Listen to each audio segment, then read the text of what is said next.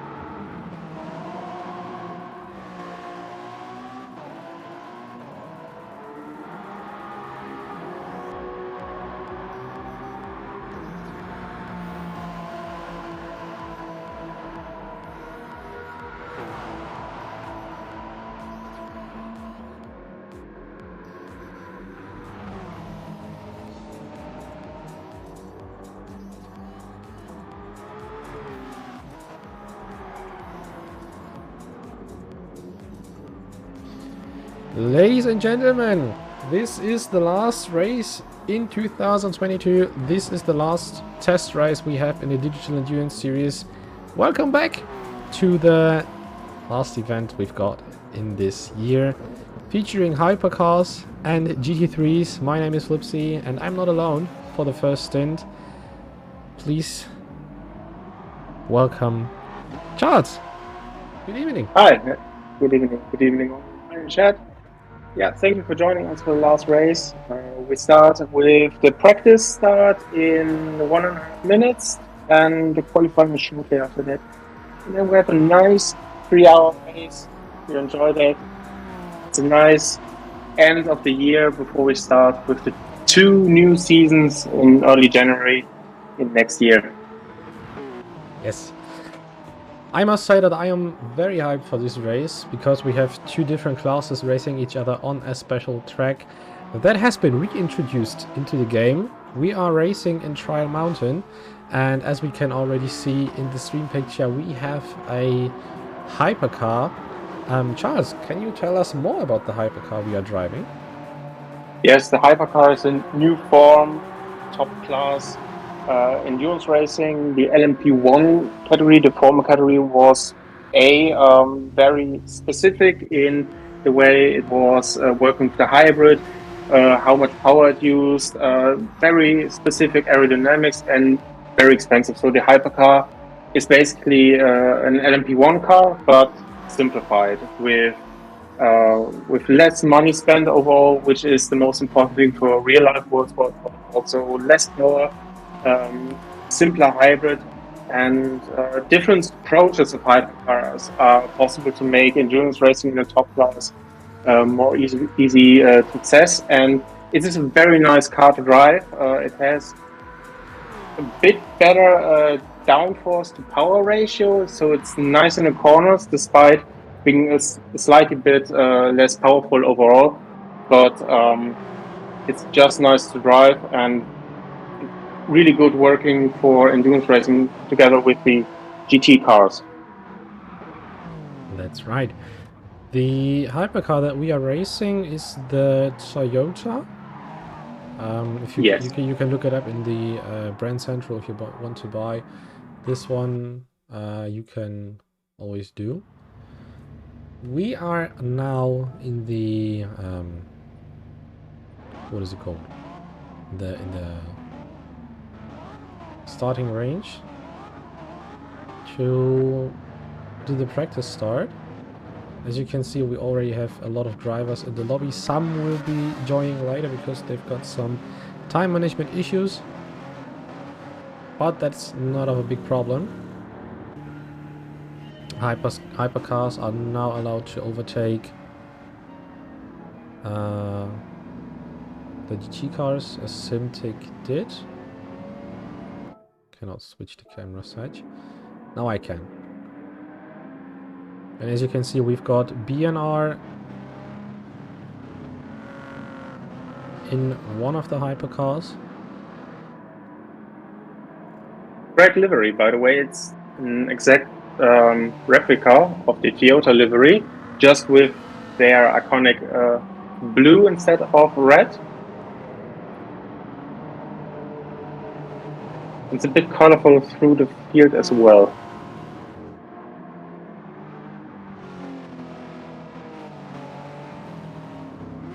And we also have got the DLL livery for the hypercar class as well. Yes, this is also replica livery. The Vandal Colors is a team that tried to participate in the 2022 season, but failed, but is looking to join for 2023 in WEC. It's a very cool livery, and it fits the DLL livery racing green as well, so I think it's a nice mix of both. We've got the first question in the chat. Do GT cars start as the LMP cars go, or do they have their own start? They'll start together. So it's just one group, not separated groups. of starts, and the hypercars have to wait. They're pulling away a bit from Eric's, who's the first in line of the GTs. They have to wait so everyone can line up. Then it's a two-line formation, P1, and all uneven numbers will be on the left side, which is the inside for turn 1, and 2, and all other even-numbered cars will be on the right side, the outside for turn 1. Yeah, they're slowing down, and now all GTs are behind them. This is looking promising. Well done so far. Through the very tight chicane, and Simtic can freely adjust the pace at a given point. There's a gap here in the wall, and this is the earliest point he can go, and he goes really early apparently. And a bit stretched out already, but overall it seems like a decent and correct practice start. It's amazing how fast they can go through the first couple of corners in the hypercar. So we have this second lap of racing, and then we have a very short break before we start with qualifying.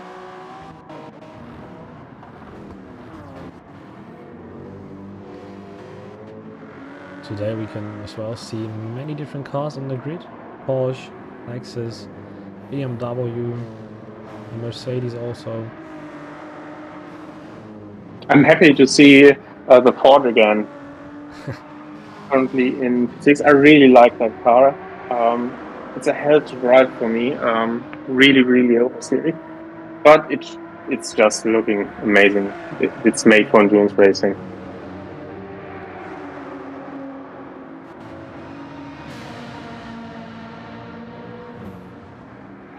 Although it is a practice start, Breezy is still able to crash the car. Good old Freezy tactics. We also got the Ferrari.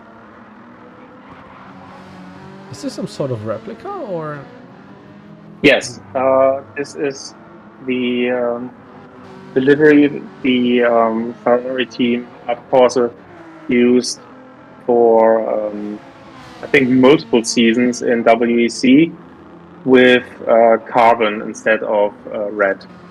Oh, okay. But apart from that, that's a replica livery. Yes. Nice. The practice start has been finished. Ku is the last one to cross the finish line in a very drifty way.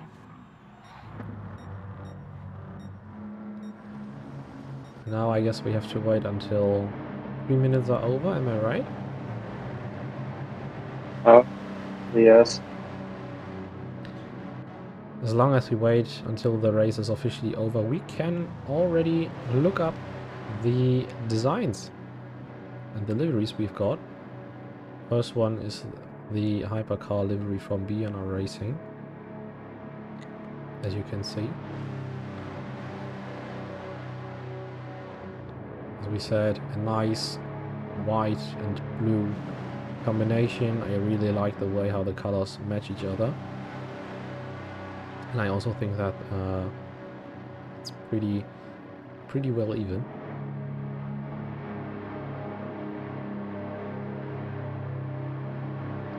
Also very nice graphics we've got here.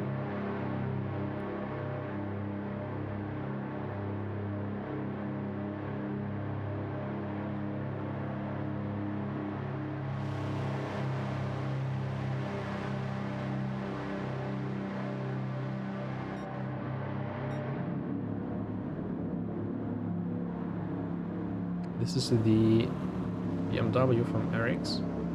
They've got two GT3 teams this time. BMW is designed with black and gold. Last time in Deep Forest they had 3 different cars. They had one black-blue combination, one black-green, and a black-purple, as I remember right. And I also like Yes, they had basically the same livery with different color variation as for the secondary color. All well-made liveries, and quite interesting to see just tiny difference between basically the same liveries for the cars.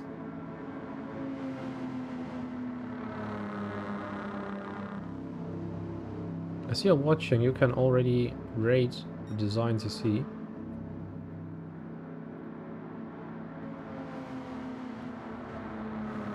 Very simple DLL 1, 2, and 3.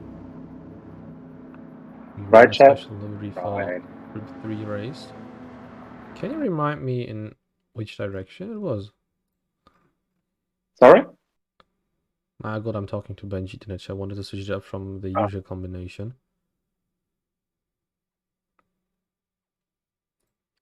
Hey, Ellie. Hello, hello.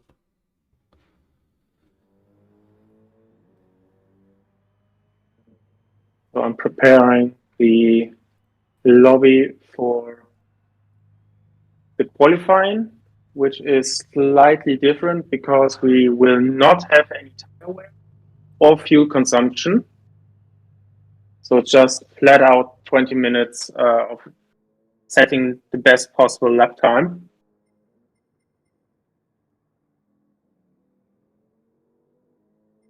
Starting in about half a minute.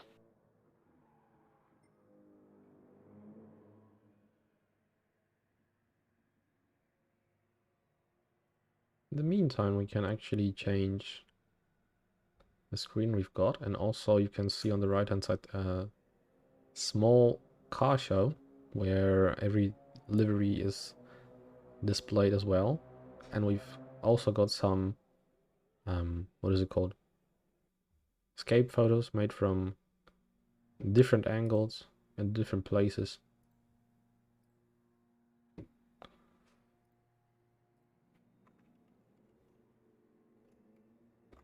So qualifying is on the way.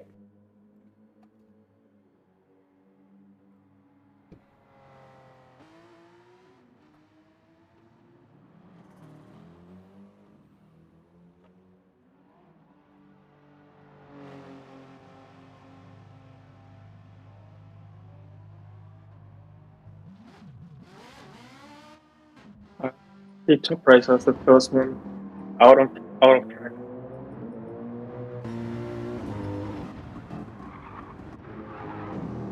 Oh no, Justin is in chat. Oh no.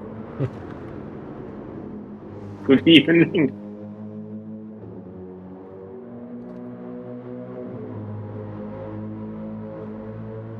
Easy on track. Kaku. Blaze. Bit problematic for the hypercars to find a decent spot because they want obviously a lap without any overtaking, which is not easy because the time difference between the categories is about 15 seconds, maybe a bit more. So apparently everyone is on track because the Mighty Joe is now leaving the pits as well.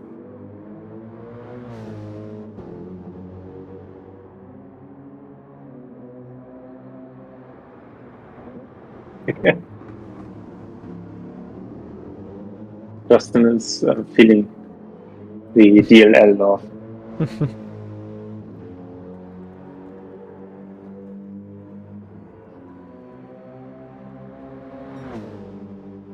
Top Racer is starting his first lap.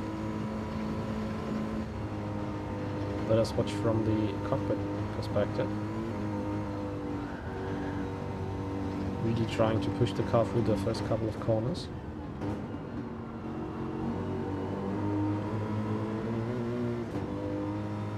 I really like the way how it's matching the nighttime.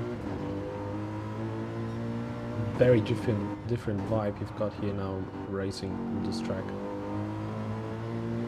Yeah, it's pretty much dark. You have very little light at some parts of the track because it is located on a mountain with the forest surrounding it.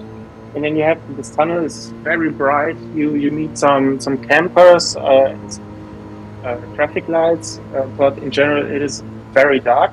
But despite having the time difference speed of ×1, it gets brighter very quickly. I expect we see much more sunlight at the end of the volume.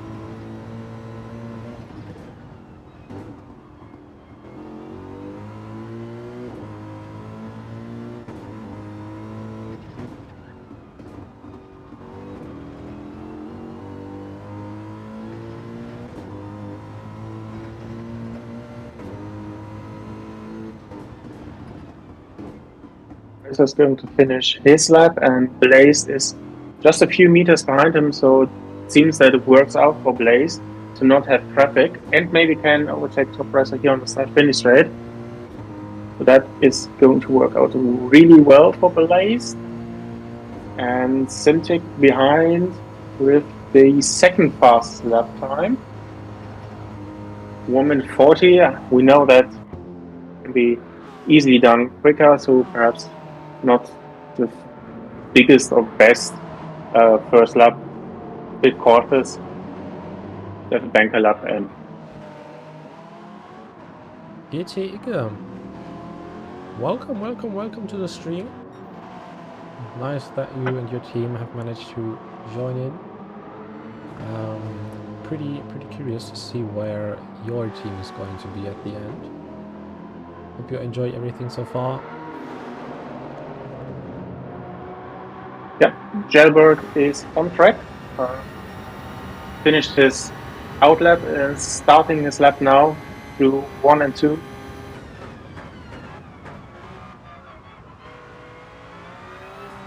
Just looking in the cockpit from Simtic. Notice that he has got a setup where his 7th gear isn't even used properly. The gears are very stretched, but I think he's doing pretty good. It's going to be really interesting to see how the hypercars are going through the race. Because the hybrid is using 4 or 5% power each lap, and you get maybe 45 minutes with hybrid if you don't recover any additional power. So you will run out of hybrid at some point eventually.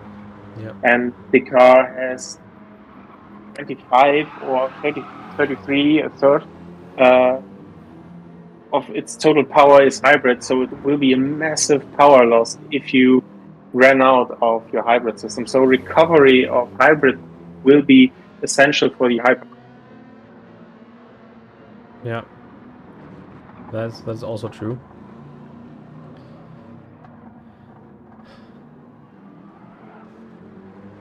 Question to all of you again: how's the sound quality? Is something way too loud? Is something way too quiet? Is the game maybe too loud, or how is it? Let us know. Meantime, Jeb with a good first lap, 1:50.8 and P5 for the moment, but it's really close through GT groups. Just a couple of tenths here and there, nothing major.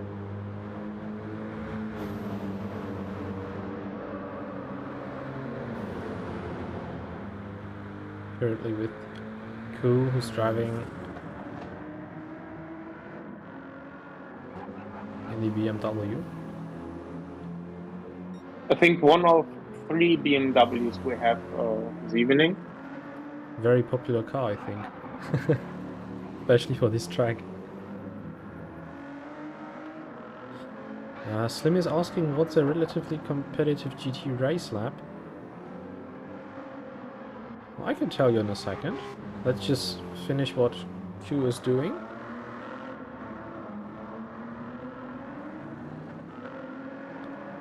And then we can see, from what I've heard, I think a very competitive lap is a 1:48, somewhere around there. Can also be a lie, from what I can say. Q improves 150.318. Mega L driving for RRC in the Ferrari has managed to settle at 149.795. And Top Racer has managed to be 1 second quicker with a 148.786. So I think that is a very competitive lap indeed.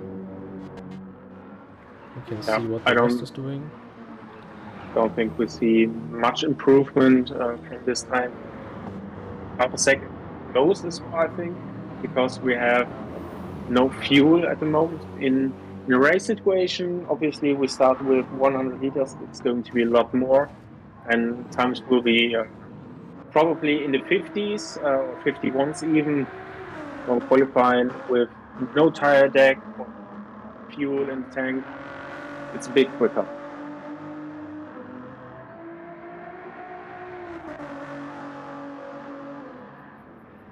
Top is improving. He just has to hold on and bring it together. Yeah. Liveries are gorgeous as usual in the ES. Ah, Slim, you still are a little cutie.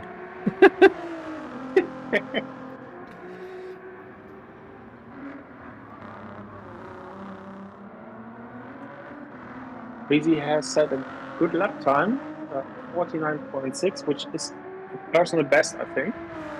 Head of Mega L, who is in the last corner combination and maybe can take back that 4th position.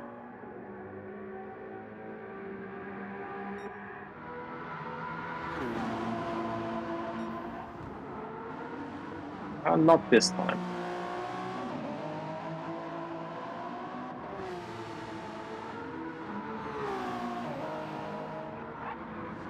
Blaze and Simtek are very close to each other in the hypercar class. 36.5 to 36.7. Now Blaze over the line with a bit of a toe of Breezy's car, and he improves. 3/10 ahead of Simtek now. And 10 minutes to go, by the way. So there's still room for improvement. Simtek on his outlap is now going to start his fast lap again.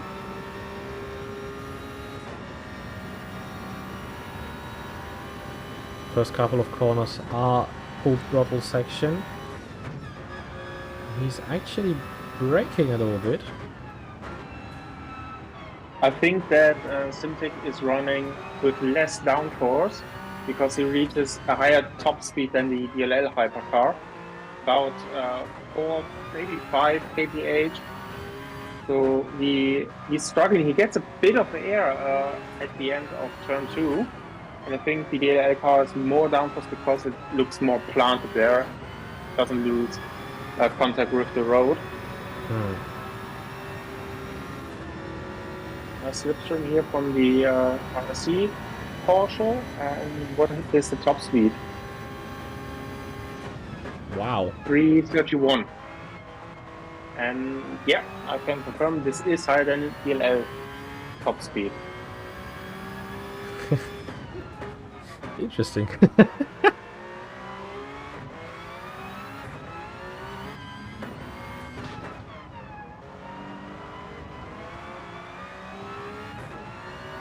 Lap is looking good, but he still isn't improving his personal best.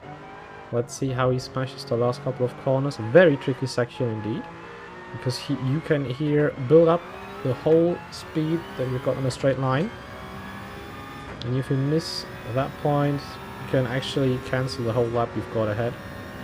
Yeah, very strong lap, but he loses out in the end. As you said, it is so tricky to nail those two very tight first or second gear corners, to squeeze out everything out of the car and bring it to the line. The line is very late on the start-finish straight. So if you have a slight slip or mistake in that corner, you lose all the way up to the line, and it's a long way. First sector looked really strong, if I saw that correctly. It was 7/10 of his personal best. Seems like he risked more through the section.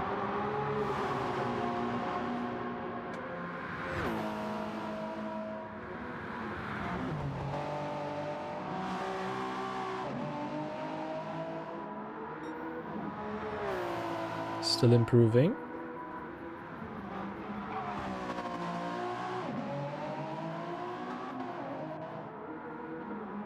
Yeah, if you can hold it together, this could be the pole lap.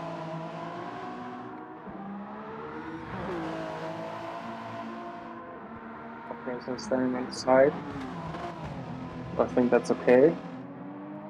Aston Sim Racing, thank you for the follow. Welcome to the stream. Let's see where SimTick ends up in the end. 34, 35, 35.3. That's a whole second he improved. Very nice done indeed. Let's see where Blaze is. Justin said it, a top racer with a 48.3. That's a very competitive lap. And he's the second of his league colleague, Joe in the Porsche. Just want to say that Top Racer has got 3 threes in his time. I think he's more than blessed. And as I say it, he's now going to drive the next. Stood still, has to get his tires to a high temperature. But he's now starting his lap. Still got his indicator on the left hand side. Should turn it off.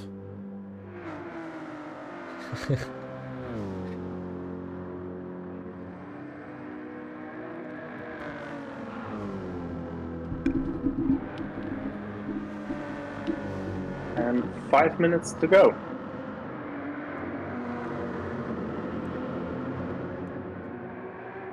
Top Racer had a little bit of traffic ahead of him, or still has traffic ahead of him, while being on his lap. Now he's a second behind. He probably will fall behind, create a gap. If he can't overtake here. If you look at the map, there's no one behind him, so he's probably best advised to just take the gap, can't front. But he insists of overtaking him. That's true. Jesus, lap time of Top Racer 48.333, and with that, a second ahead of all other GT3 cars.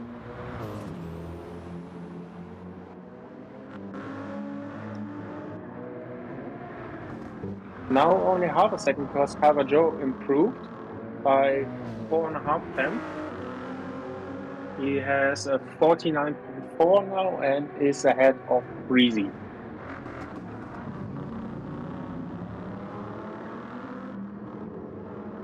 Jailbird can actually improve. 49.6. Very, very close to Breezy. 16 thousandths between them.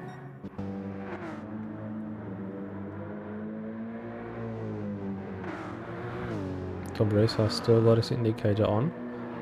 Let's see if this is the key to be fast on the track.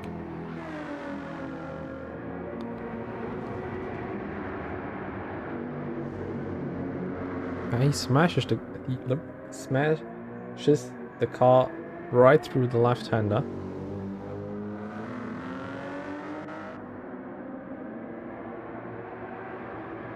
He's sliding a little bit.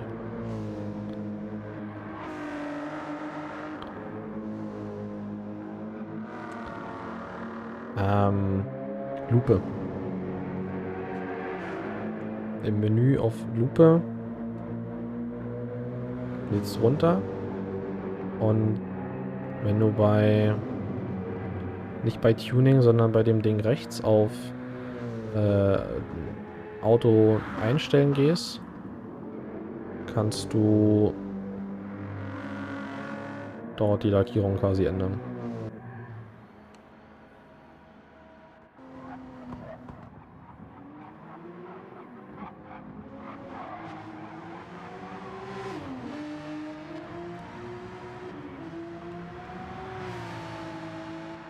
Easy on the start finish line. Now sets a 49.0, improving his lap time by 6/10. Really close behind Cover Joe. Let's see what Top Racer is doing. Also improving, I think. No, cannot improve. But he still has got 1 lap to go. Let's see what Blaze is doing.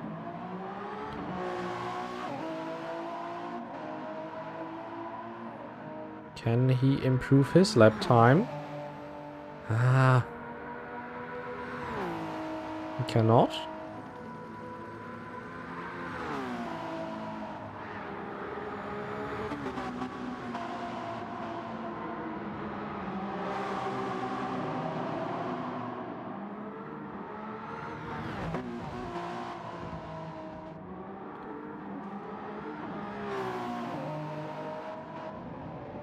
But now he does.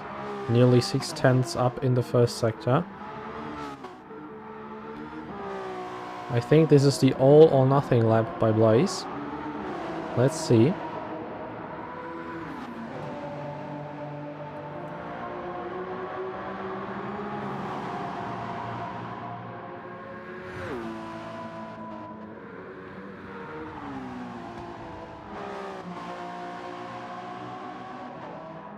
Nearly making contact with the barrier and is still 3/10 up. Let's see how he manages the last part of the track. Mostly downhill.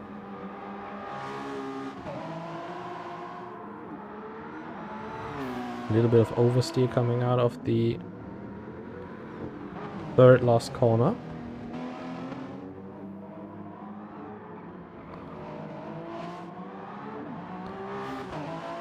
Qualifying is officially over and Blaze now on the start finish straight. 34, 35, 36. He actually improves again with 0.2 of a second, but is not able to take pole position of Simtic. Simtic is first. Serial Blaze second. Top Racer third. Caravaggio fourth. Freezy is still driving. Might be able to improve again. Ku is also driving, but he's got damage, so he will not improve. Mega L is already on track. Simtic doing burnouts as usual.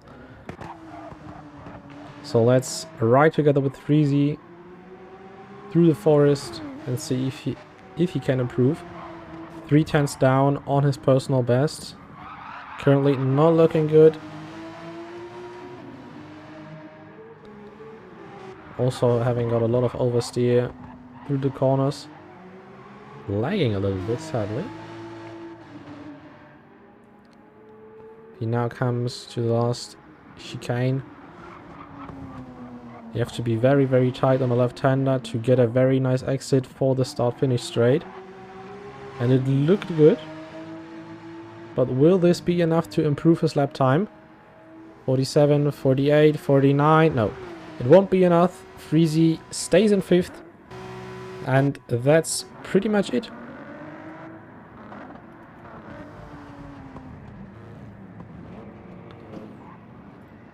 Simtic is first.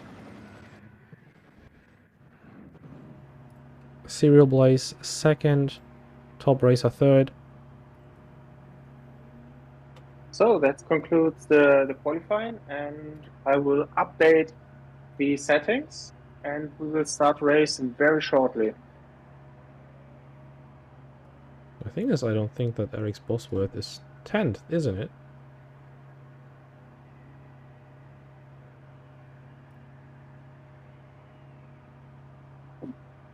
I can't recall. He was in the pit lane. No time was chosen, so he has to start in that position.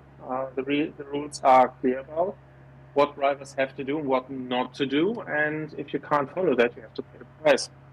Interesting.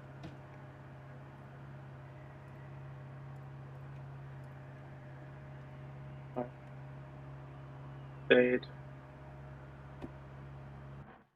third time's the charms.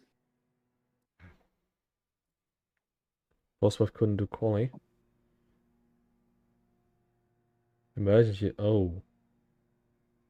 That's not good at all. I just hope that everything is fine, if you know what I mean. Eric's lost the first challenge. Let's see. So in third position was Top Racer. In fourth position, Carver Joe. Hasn't Both cars. not pressed. Mayo.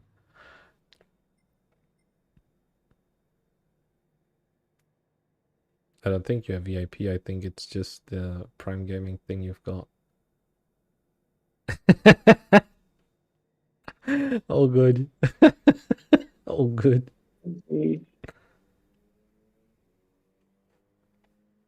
Jailbird in sixth position. Cool. In seventh.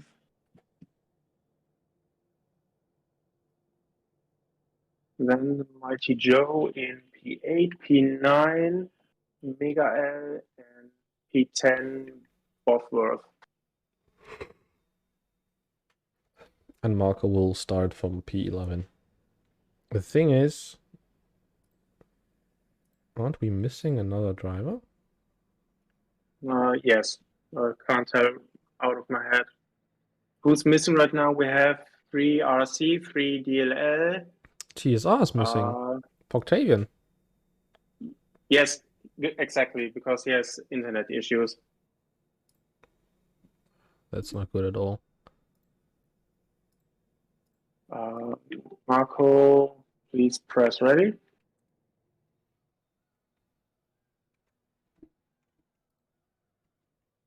Just waiting for you, Marco. Great. Okay, please check the settings again, but looks all right to me, so we can start. So let's go.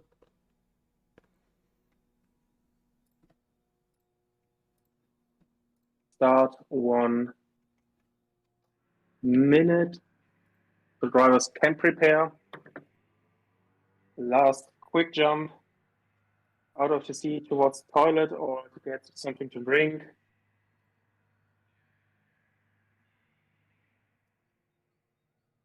Then we start the first stint. Actually, pretty much on time. I'm proud of ourselves. That means the formation lap has to be repeated probably, because we are never on time. Seems like we are doing pretty good.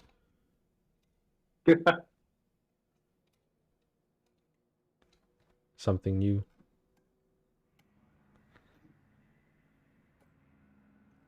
I'm just kidding, guys. I'm just kidding. Okay. Let's start the race.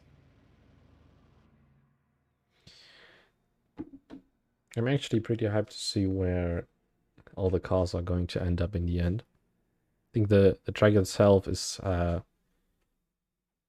very tricky if you haven't got a flow, if you know what I mean.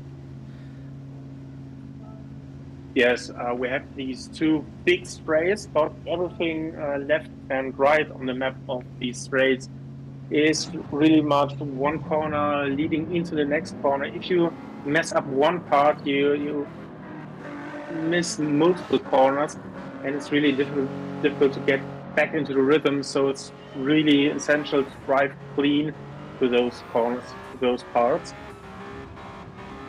Fintech leading the field. Everyone is following. That's looking very good. No problems. Everyone gets the line, so we can start the formation lap.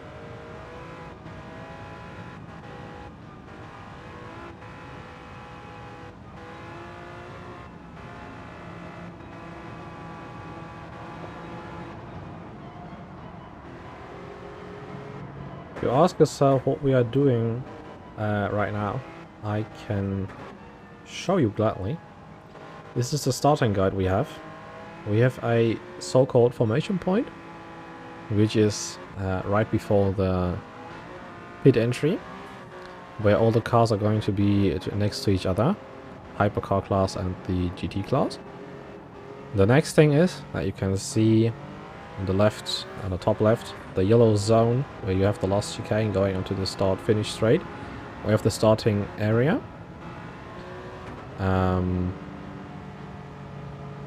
Where, or let's say the formation area, where all the cars are going to be next to each other at the latest point of the race. And the starting area, which is green on the map, you can see on the top left, this is the point where the race leader, in this case Simtic, is going to able to start the race. Very nice features we've got indeed. Yeah, as we all know, GT in-game starts can be a handful, to be honest, and Formation Lab solves that problem. And it's a nice feature that the cars are very close together when they start and not spread out. Especially this system is working well, and we see Simtech is slowing down ahead of the given point, and the field is very close together indeed, as it should be.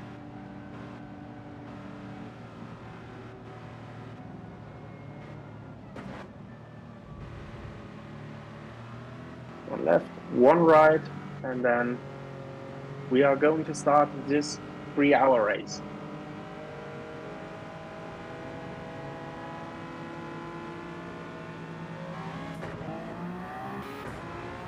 Great start from Simtech. And Blaze in second column with a gap, and let's look through the GTs. Breezy with a great start. Gets one position. And he holds us on track. Well done from Freezy.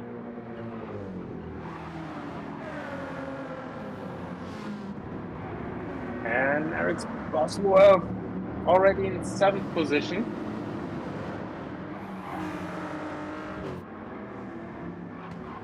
Fighting off Joe.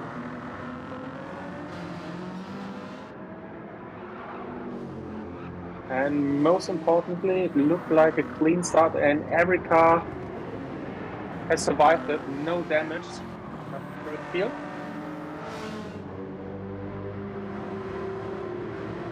Great to see. What is also great to see is that we have managed to put in a timer where you can see our 3-hour race going down the time, so you can follow up pretty closely.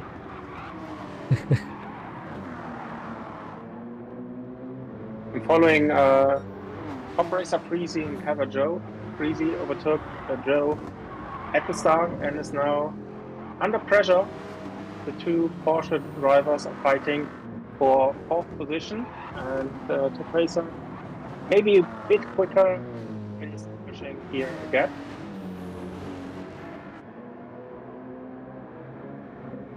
And if we look at overtaking opportunities, Lipsy, I think the very best option is the last braking zone, or prepare something for the first corner, and obviously the long back straight.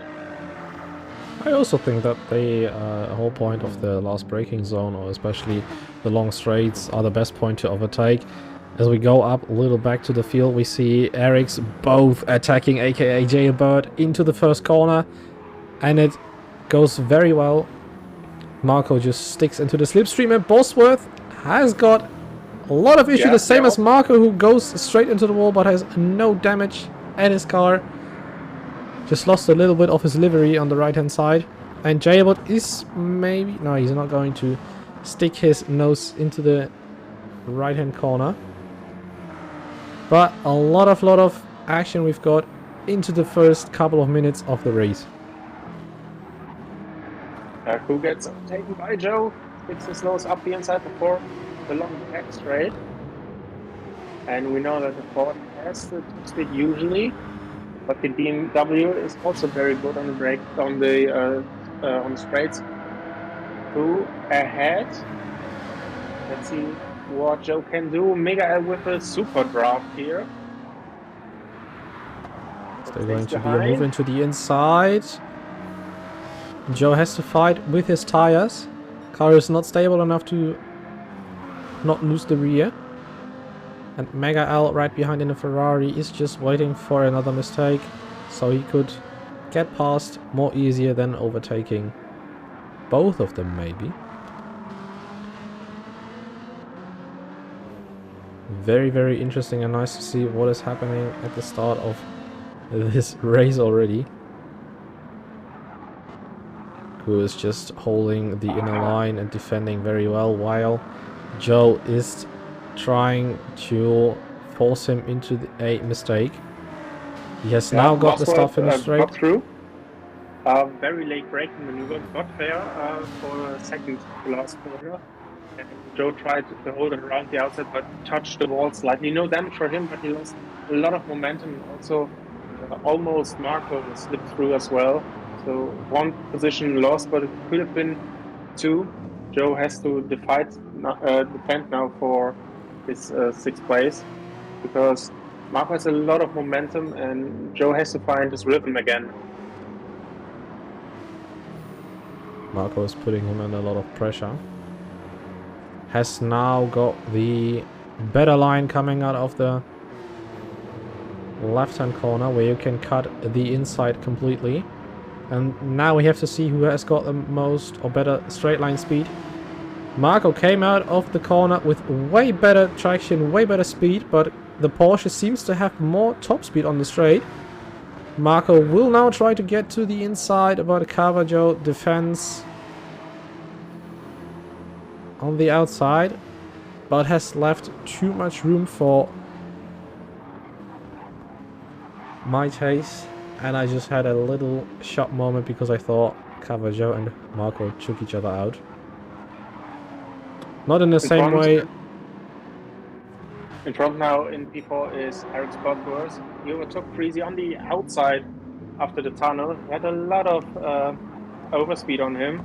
Freezy covered the inside line and had to stick to it. Not great exit, and Spotworth was around the outside, hold the momentum, and great move gone by now. P4, and we have to say both Eric's drivers here with great momentum coming through the field very easily, it seems, and not trying the podium position or in the podium positions for the Group 3s. Yeah, just wanted to say that Eric's Bosworth has been able to gain 5/10 only in the first sector on Top Racer. I think he is flying right now.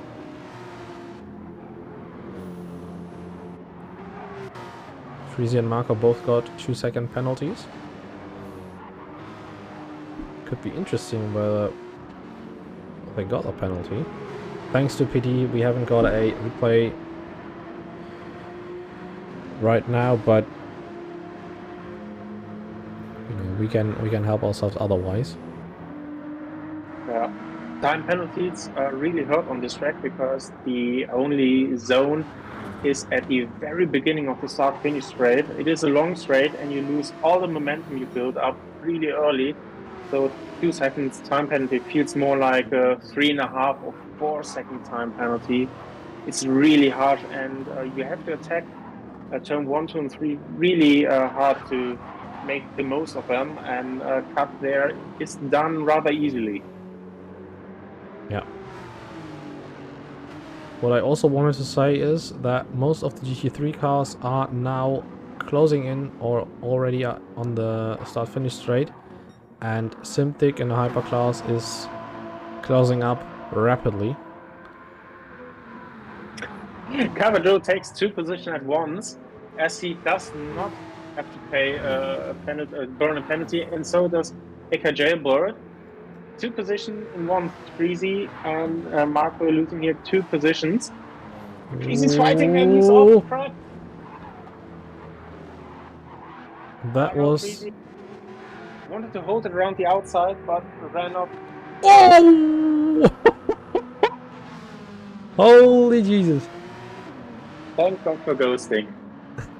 Thanks to the ghosting feature, we haven't seen a mega crash right through the first couple of corners. Yeah, it's really difficult. It's uphill and then it goes downhill after that. And what's behind that over the crest is pretty much blind for the drivers. They cannot see where the track is going or where cars on the track may be.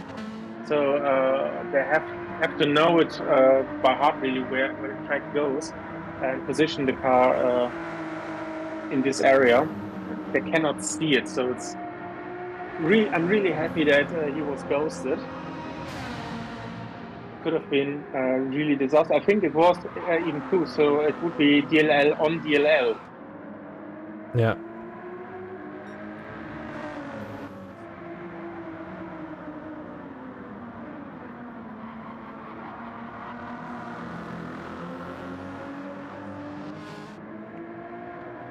Just looking at Joe and Ku battling for P8 currently. Yes. Don't miss out on P3. Top Racer and Bosworth are fighting for the lead in the GT category. And maybe we see an attack here pretty soon.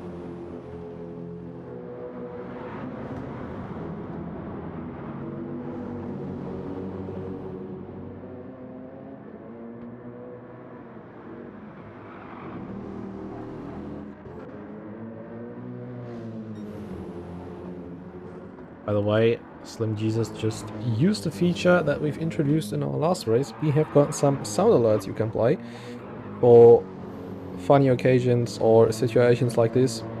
We have 5 options that you can play with channel points, and then we have 17 options you can play with bits. I guess you all know what bits are, but that's another topic. Bosworth closes up to Top Racer, now takes the inside line and leads the GT class in his BMW. Very nice overtake.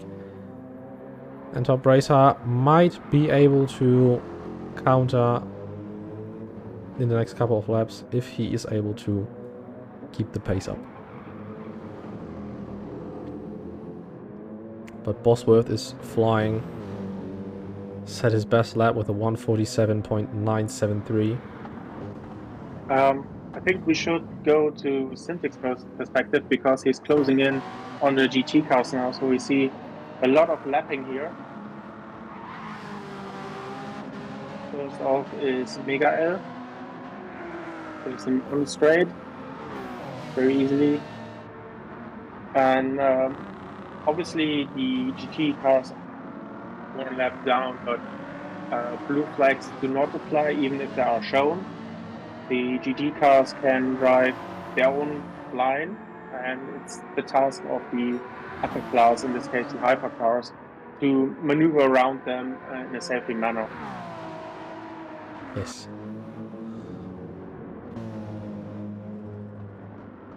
Top Racer Well done is... so far. Yes, Top Racer. Top Racer is doing his best to somehow keep up with Bosworth. He now should have got a slipstream. As over a second, he probably has lost it just now, and this is what Bosworth really needed to escape and run away. And a bit unfortunate for us, but Bosworth pace is pretty strong. His fastest lap was a 47.9, which is ridiculous fast. You've got a blue flag for the GT class because Simtic is closing up. But as you said before, the GT cars are not the ones who have to make space. I think the hypercars are built good enough to somehow overtake through the corners or even on the straights, because they are clearly faster. The only thing that Simtic has to remind himself is to be patient and do not crash any cars out of his way. Yeah, it was a bit of a tricky situation. He was lucky that Joe saw him and left the door open. If he turned in, which would have been okay, given he was so far ahead, it would have been Simtic's fault. But yeah, the hypercars are stronger in every area, in acceleration, in braking, in top speed, in cornering, and it is definitely less pronounced than it was with the LMP1 cars. They were even stronger in those areas compared to the hypercars, but they still have easily the edge over the GT cars. We see lap times difference about 12, 13 seconds ish. So you can easily find a way past the other cars. Yeah.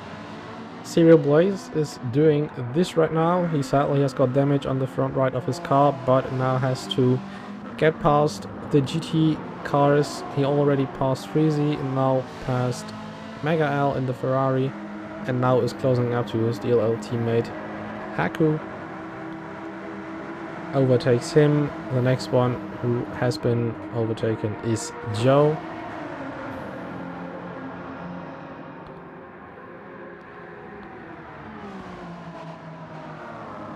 Another interesting fact we might see is when are the guys going to pit. I think that the soft tire is holding on a very good time and is not losing much grip the longer you take it. Especially when you combine it with the fuel you are losing. But it's going also to be interesting to see the hypercars in losing either battery, which you mentioned before, and how it ends up in the end. If you can somehow manage your battery usage, if you can gain some persons back in a couple of corners and lose some small amount of time on track, which you regain by saving battery. Yep. We see that both hypercars have around 50%.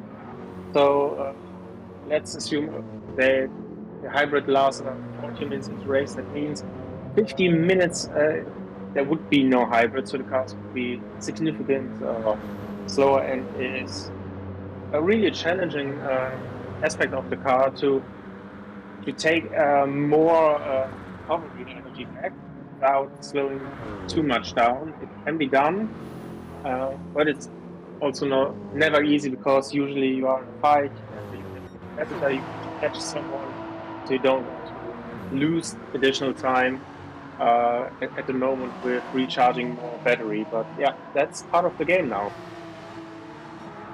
Exactly. What also is part of the game now is a small Easter egg for all of the Easter egg hunters in the race. If you actually catch up on the right time, on the right spot, you actually can see the mysterious creature Loch Ness on this track, which Yes. I got the fact very interestingly delivered by none other than my co-commentator Charles, and I was actually very surprised. I've never seen it because I haven't been able to catch it on the right time, but for all our GT7 Easter egg hunters, it is true. Yep. Well, in the third to last corner, you have a good view on the lake, and in this lake is the famous monster Nessie, and it's programmed on a circle, so it's over water about every 5 minutes, if I'm correct. It was an Easter egg in the very first Gran Turismo, and was brought back ever since. And yeah, really nice touch that it's still in the game in GT7. So maybe we are lucky we catch it. Otherwise, we have to check the replays, I guess, to find it. either this or the other way, but in the end we will catch it. Bosworth is doing quali laps in the race. I mean, he is fast, that's for sure, but if he's doing quali laps, he is faster than the quali lap that has been set by Top Racer before.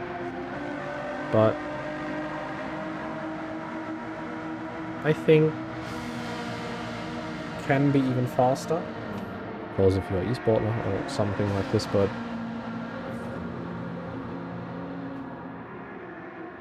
I don't know. He is doing very fast, but I don't think that he is doing quali laps. Or is he? By pushing every freaking time. Like you once did in Formula 1 when you had only slick and rain tires. And you nearly did a quali lap every single lap.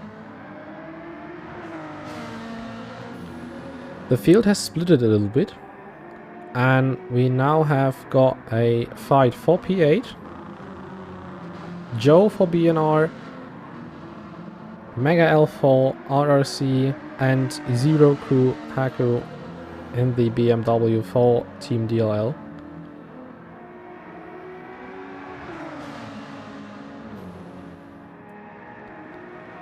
Haku is now losing on the straight because he hasn't got any slipstream, which Mega L has.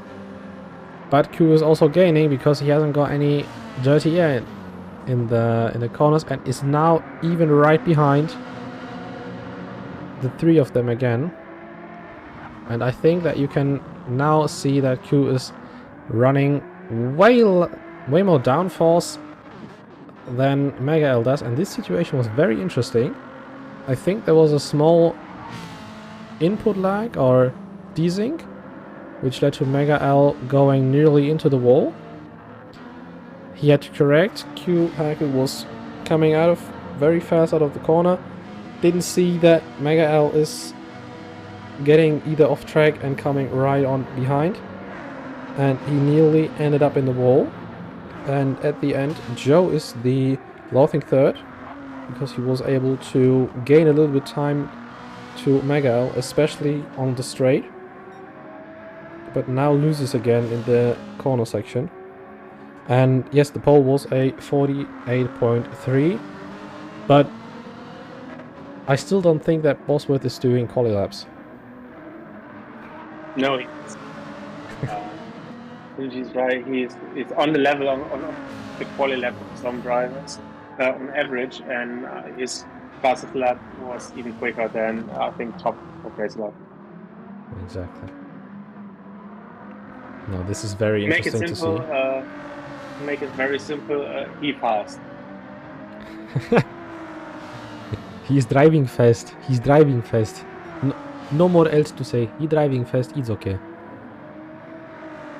But the thing is, you can drive fast, but you have to also be consistent. If you get one lap right and miss out on all the other laps, it's not very good for yourself and your team. If you can do one fast lap, it's maybe in the qualifying, but after that, if you aren't consistent,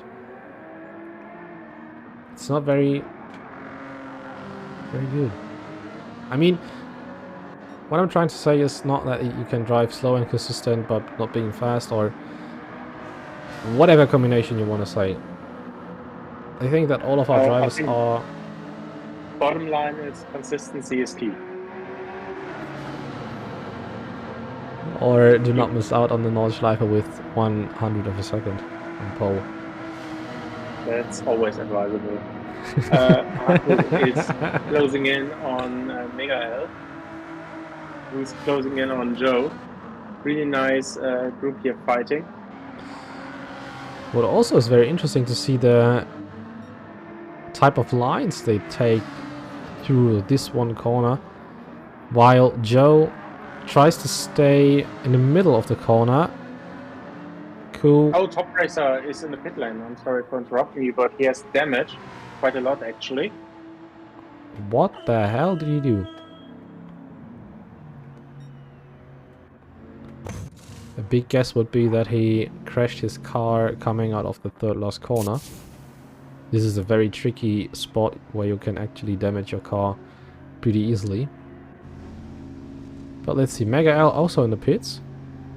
Well, no damage for him, so I wonder why he visiting the pit this early.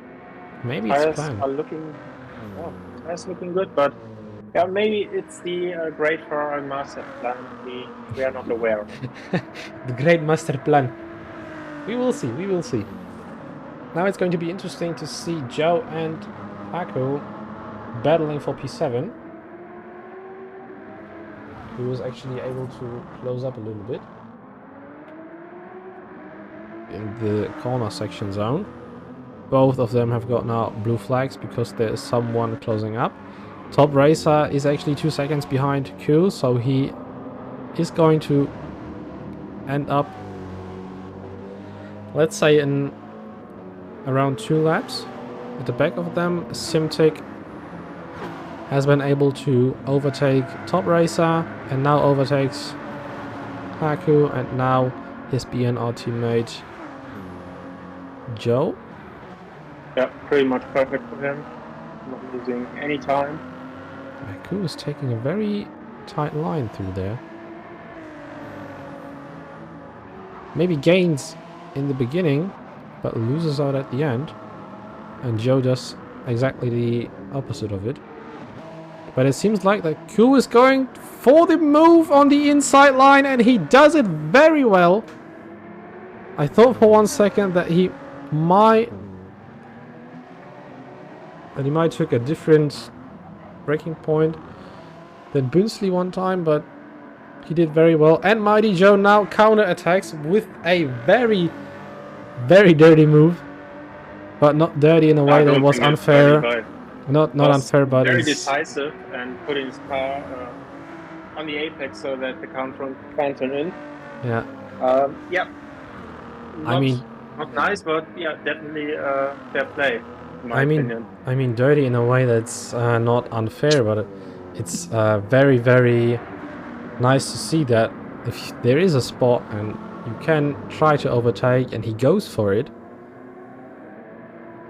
And this corner section, the last chicane, introduces you and gives you the opportunity and says, come on, overtake on the inside. You've got so much space, because all of the cars try to take the best line possible to accelerate for the start-finish line and leave a whole much of space on the inside that it actually introduces you to stick your nose in and maybe overtake, and that's what Joe did, and it was very, very smart indeed. Joe cutting back onto Fraser. Top took him to the outside. Now maybe Joe's returning the favor. Top has the fresher rubber and can make the inside line and getting the better exit. That's the difference just in tires. Now he's behind Haku. Yeah, you said 2 laps. It was 1.5 laps.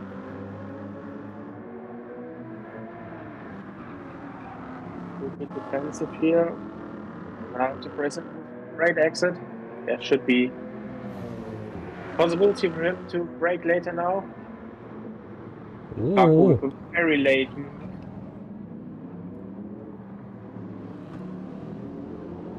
But now it should be done. And Joe in the pit lane. I hope he's not going to fight that, because Top Racer is clearly quicker, but who is fighting it? Survive. Without ado. Also leaving a lot of room for Top Racer, which is very, very fair. And he manages to keep his position ahead of him. Top Racer is going to be fuming because he got fresh set of tires. Wants to overtake as soon as possible, but Ku is fighting very, very good. You can see that Top Racer is looking for the opportunity to just somehow get ahead. And he might now take it, because he's got a way better line out of this left-hander going into the long, straight tunnel section. We had an incident in turn 4. Joe came out of the pits and a bit of cold rubber. Freezy saw an opportunity, took it around. Took it in the inside. Sorry for interrupting. Top Racer now sticks on the inside line. Cool. Somehow disappeared, but is now back. Top Racer makes the move stick. Was just wondered because he took a way more outsider line than usually. Guess he missed the braking point or his top speed. But he has now passed Kuhaku and now keeps P7. To come back to the incident between Freezy and Mighty Joe, you want to introduce us back? Really aggressive Freezy on the one hand side, but probably on the other hand side, just a normal racing incident. Unfortunately, Joe has damage again, and he's going to pit a consecutive second lap to repair his car. That's unfortunate. That's very unfortunate. 1/3 of a race distance for stint 1 is done. We've now got 60 minutes ahead of us. And let's see. Bosworth, I think, has still set his fastest lap with a 1:47.9. And Marco has got his fastest lap 4/10 quicker with a 1:47.5.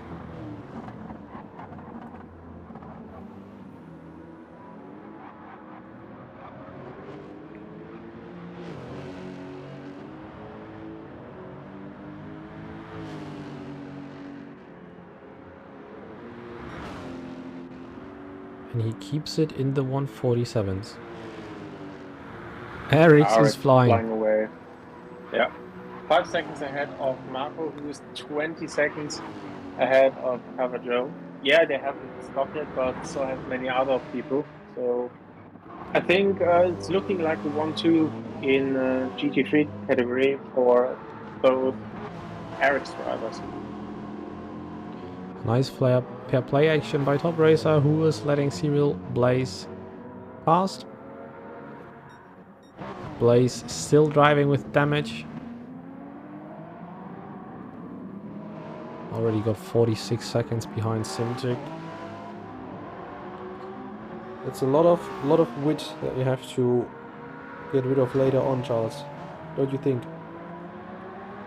So what do you have to get rid of? A lot of wit. It's a German. Yeah, I know what you mean. Yeah, indeed, it's a lot. It's a big gap, and I think it's not possible to get that back, to cut that down, because both Eric's drivers are quicker, consistently quicker, and just increasing the gap, and it would need a rather big mistake from them, enforced error to turn things and then around. you've got...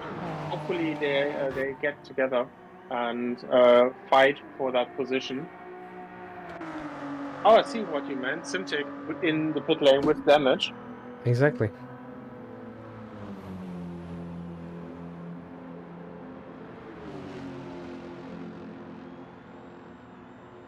Blaze now in sector 3 should still be behind Blaze, still driving with damage, I think from the 5th lap round, so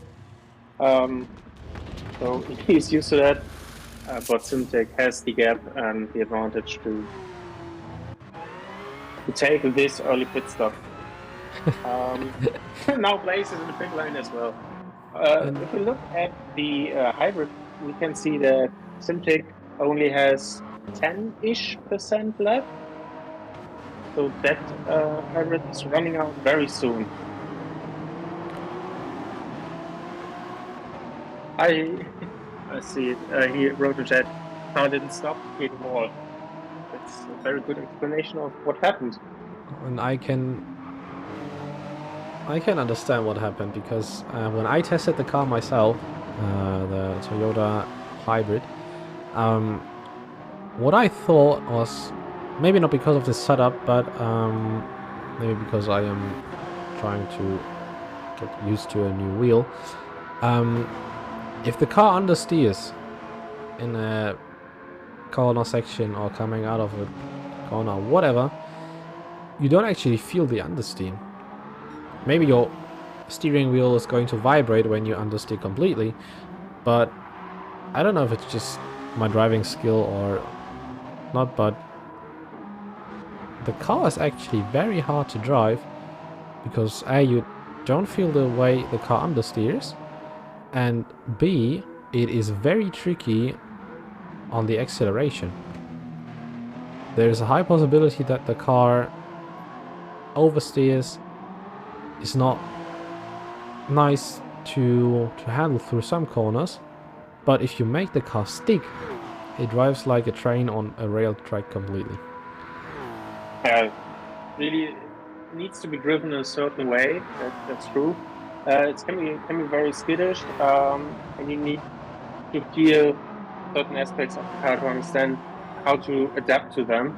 And I agree with that. It is not easy to get on top of that to understand what information am I getting back from the car, what is the car doing. Um, Braking, maybe because it's about, I think, 150 kilos heavier than the former LMP1 cars. You expect a different reaction when you first test this car.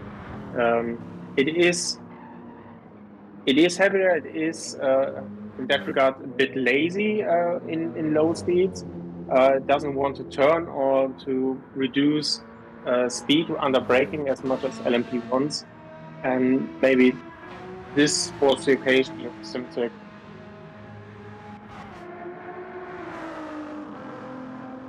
Let's see. Something that's closing up is Eric's. Not only closing up on Joe, but Marco is closing up on Bosworth. And when you compare both of their tire usage, you can see that Marco has got a way better usage of his front tires than Bosworth has. Yes, the gap was 4.5 seconds. Now we're below 2 seconds, and I hope they continue to drive until the 45-minute. And Bosworth gets a big competition for that third position he is on. And you see a nice between the two RX drivers. Simtek now tries to somehow overtake Marco, but Marco is just not letting Simtek pass. Which Yeah, he is... doesn't have to. It's completely fine, but definitely frustrating. There was contact here. They are racing each other so hard. Like Albon would say. They race me so hard. Look at where each other. Bosworth is going to left. Joe in 11th position had to pit twice and not really letting Bosworth go, which is not correct. There are blue flags for different categories, so the GT3s don't have to give up their spot to the hypercars, but within a category, blue flags do apply, and you have to follow them. So it was not correct what Joe did there. He had to slow down and let Bosworth do, and has to do the same with Marco. He's on start finish straight, so it is really a good opportunity to do that here. It's no big deal. We are still in a test race, but something like this is costly in the championship race.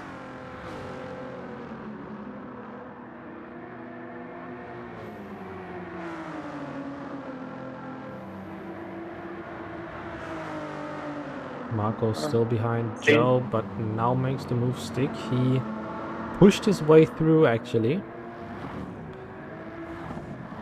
But he's not going to close up on his Eric's teammate. Let's see.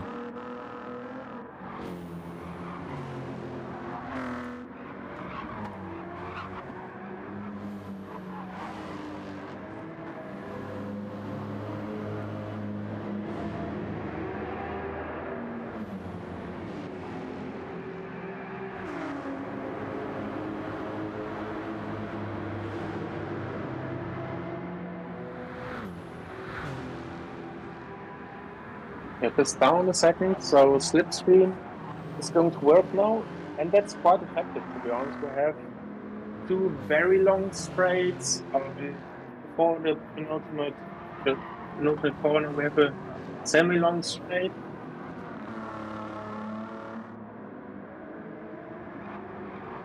Nice to see that Marco's catching up, and it's hopefully going to for the move.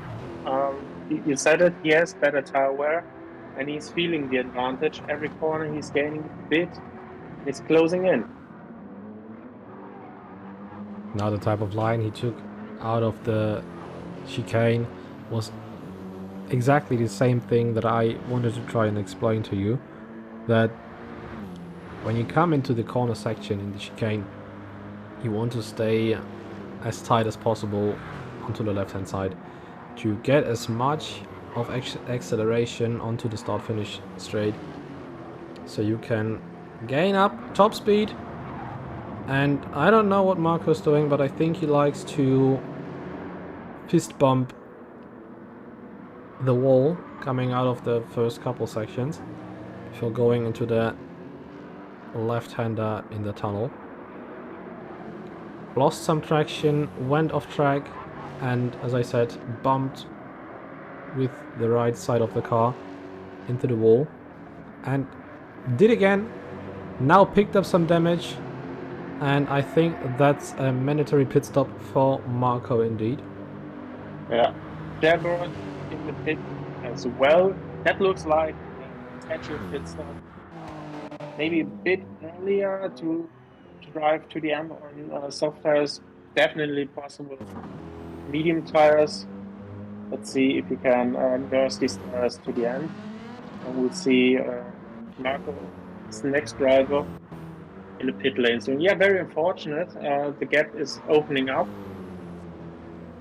I think Bosworth is going to continue until the halfway of the stint, so can easily go to the end. Marco, on the other hand, is a bit shy of that minutes, and that can be up to 2 laps, so he has to be a bit more careful to use his tires in the second part of this first stint.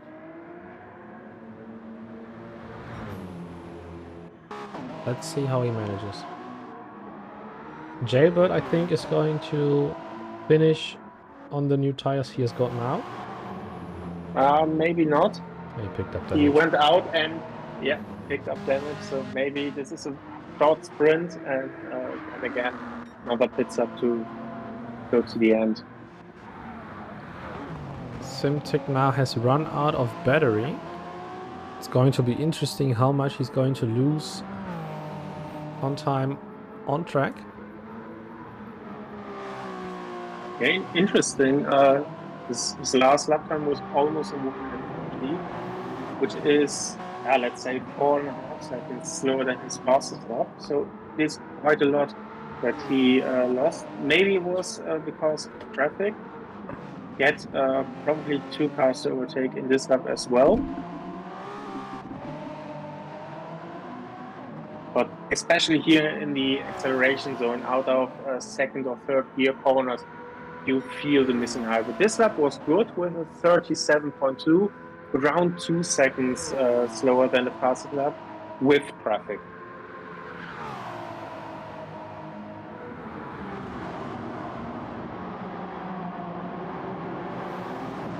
And Blaze still has some hybrid left, but it's not going to last very long. Probably 5, maximum of 10 minutes left, and this battery is going to be empty as well. But Bosworth in the pit lane. Bosworth in the pit lane, I think that's a planned stop. Maybe going to refuel a little bit to just be safe and make the car finish to the end. Cover Joe has not been in the pits yet, but now pits. Let's see where Marco is going to end up and where Bosworth will come out. Now Bosworth has been released by his pit crew, and he has got a lot of space to his Eric's teammate. Yep. Even though the momentum, Marco cannot close the gap. He lost a lot of time driving half a lap with a damaged car. And the gap is around 4.5 to 5 seconds. Again, so a lot of work for Mark to do to catch his teammate. Testrace is going to get 1 position as Joe is now released from the pits. It's going to be close, but should work out for top. Who stays out? Just by a half second. That was close.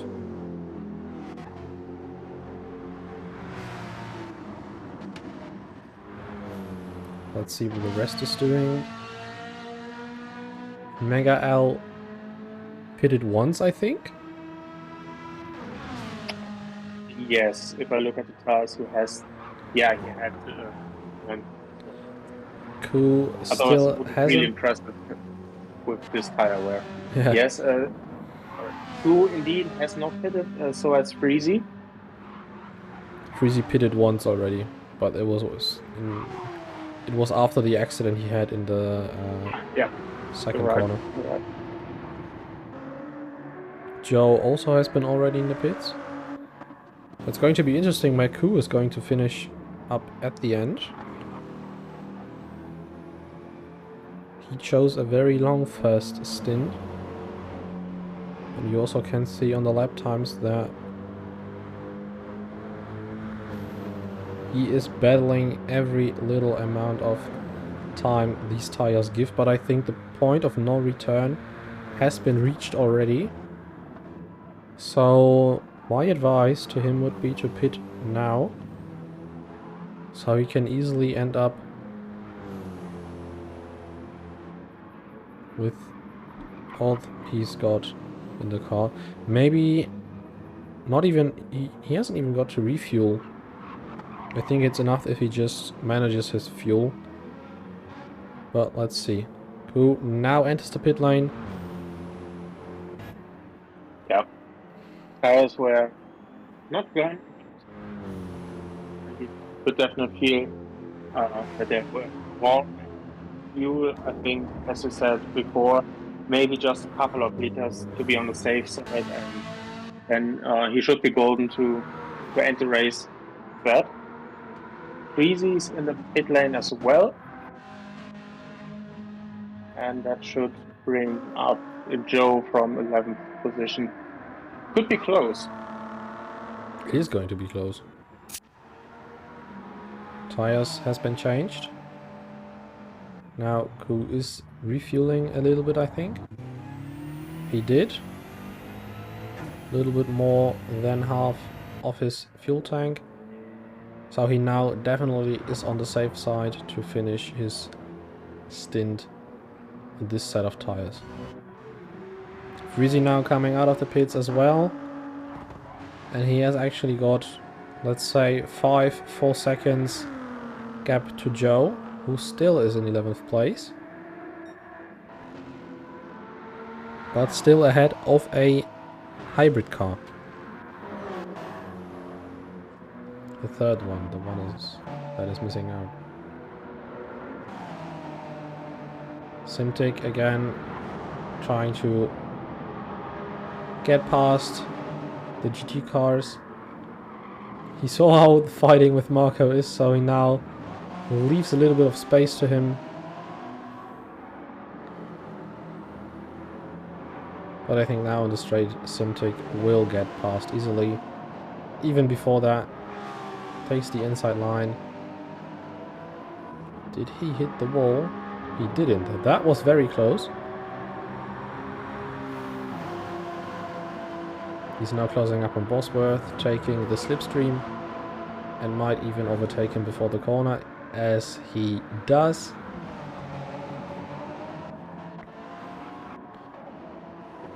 The next interesting battle we still have is Marker against Bosworth, as well as maybe Top Racer and Cavajo. Cavajo has got fresh new tires. Top Racer has used his tires a little bit, so he will be pitting, I think, again. Jailbird in 7th, still got damage on his front bumper. Mega L 15 seconds behind Jailbird, now getting passed by Blaze. Cool, still in 9th, nearly 9 seconds ahead of Freezy, who has got a little bit more than 5 seconds gap to Joe in his Ford GT, which has a very nice engine sound. Love how the car roars itself through the tunnel into the forest. Simtic also closing up to Freezy. Now gets passed on the outside. Freezy has maybe got a little bit of slipstream, so he can be pulled along the straight, but hasn't gained much. Well, Simtrick is doing a great job. His lap times are, I think, very solid, very consistent. He has 35s and 36s, and I think those laps were with little to no traffic, and then 37s and 38s. I think those were traffic. If I look at the map, that's possible. So his lap times are slower, about second or second and a half, but it's not as much as I originally thought, which is losing him without having hybrid. It's interesting to see the difference at the end, I think, with keeping a little bit of battery in the car, managing the battery usage. Oh, Haku crashed. That's unfortunate. Yeah, misjudged turn 1 and 2. Whoa.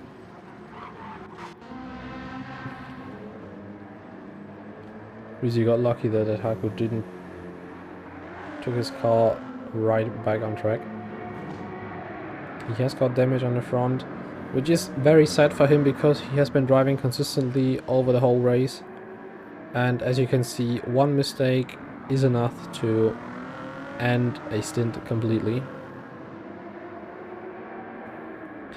Bosworth now has to fight a little bit with traffic, and Marco is going to be very pleased by that.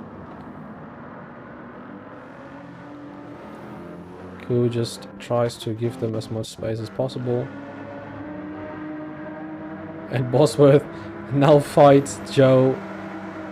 They actually touched. What the hell? Yeah, I don't know.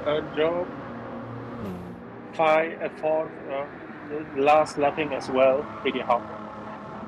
And doesn't want to let Bosworth go. Apparently, he does make a great maneuver here around the outside. There wasn't lapping, that was a real overtake. And Marco goes for a dive inside and squeezes his car past Joe. Marco did not even care a single moment. He just went straight through. Definitely an aggressive move, but it paid off because he's within a second of his teammate Boswell. He has a slipstream, and if he would have waited, could have costed him another second or two, and he would have needed another 3, 4, 5, 6 laps to break that second down again. So it was very risky, but the reward is very high as well. Now he has to stick with his teammate and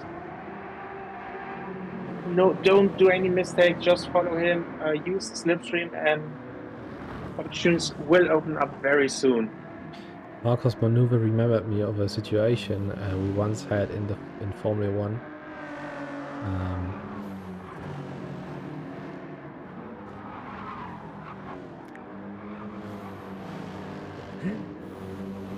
Yeah, which one?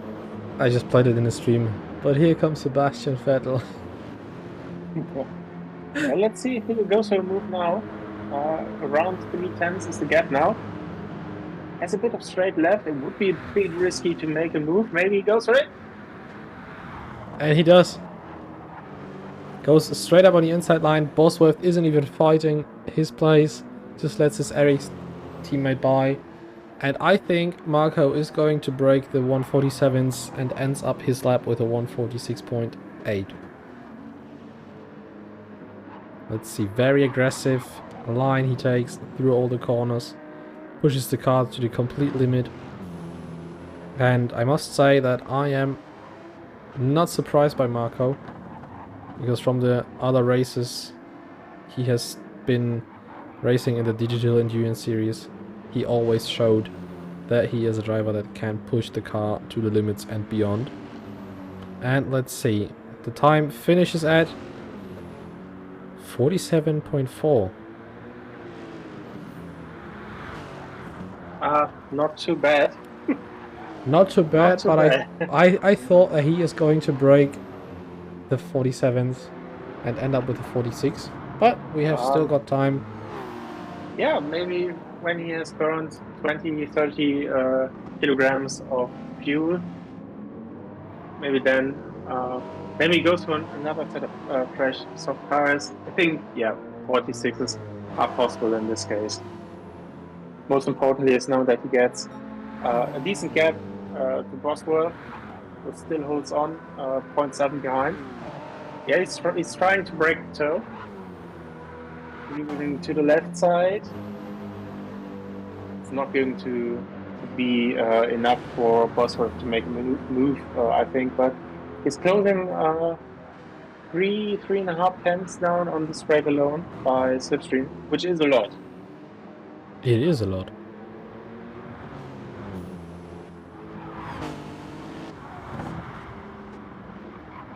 I also like the way the camera is moving through the track itself and giving us the best possible view on everything, but not on the important Easter egg parts. Simtic has damage. Bumper is damaged.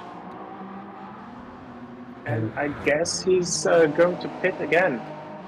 Which makes the hypercar battle interesting again. Or even more interesting, let's say. I mean, he has to pit, I think. He has to His pit. tires are not in the best shape. He should pit anyway at some point. There's no way to drag that pit stop out for another 5 or 10 laps. So unfortunately, the second mistake with damage for Simtek. But Blaze now crossing the start-finish line is a minute 16 behind. So there's a lot of work to do on Blaze's side to bring that gap down. I mean, if he stays out, most of the part is done. He could maybe save up on one pit stop. Unfortunately, he's still more than half a minute behind after Simtek's pit stop. It's a lot to ask for, but let's see how the race develops in the last third of the first stint.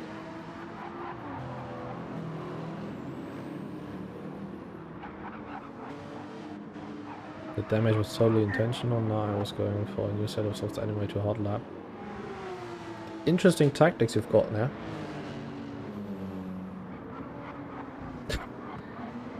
And Mega L in the pit lane. I think that's another scheduled stop. Harrods is going for the one stopper and living with pretty bad tires at the end of their respective stints. Mega L doing a two stopper.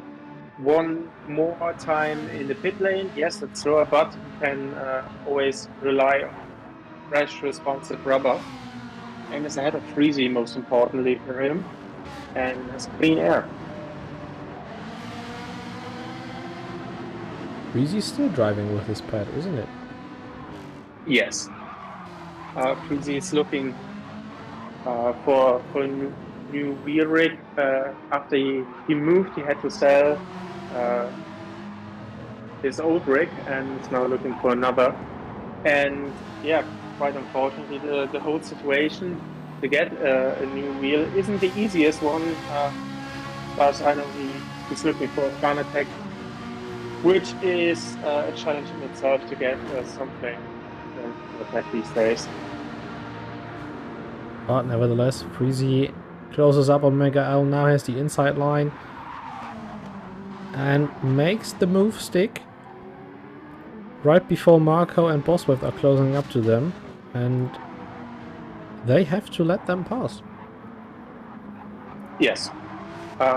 Really unfortunate for Marco and Bosworth to catch two cars fighting, which this is never a pleasant feeling. You always hope, or hopefully they see me. You always expect the other car to make a move to capitalize from this situation, and seems like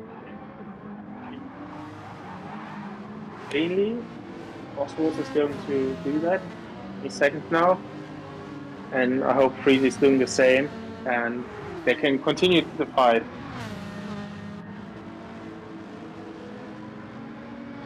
Bosworth now passing Mega L.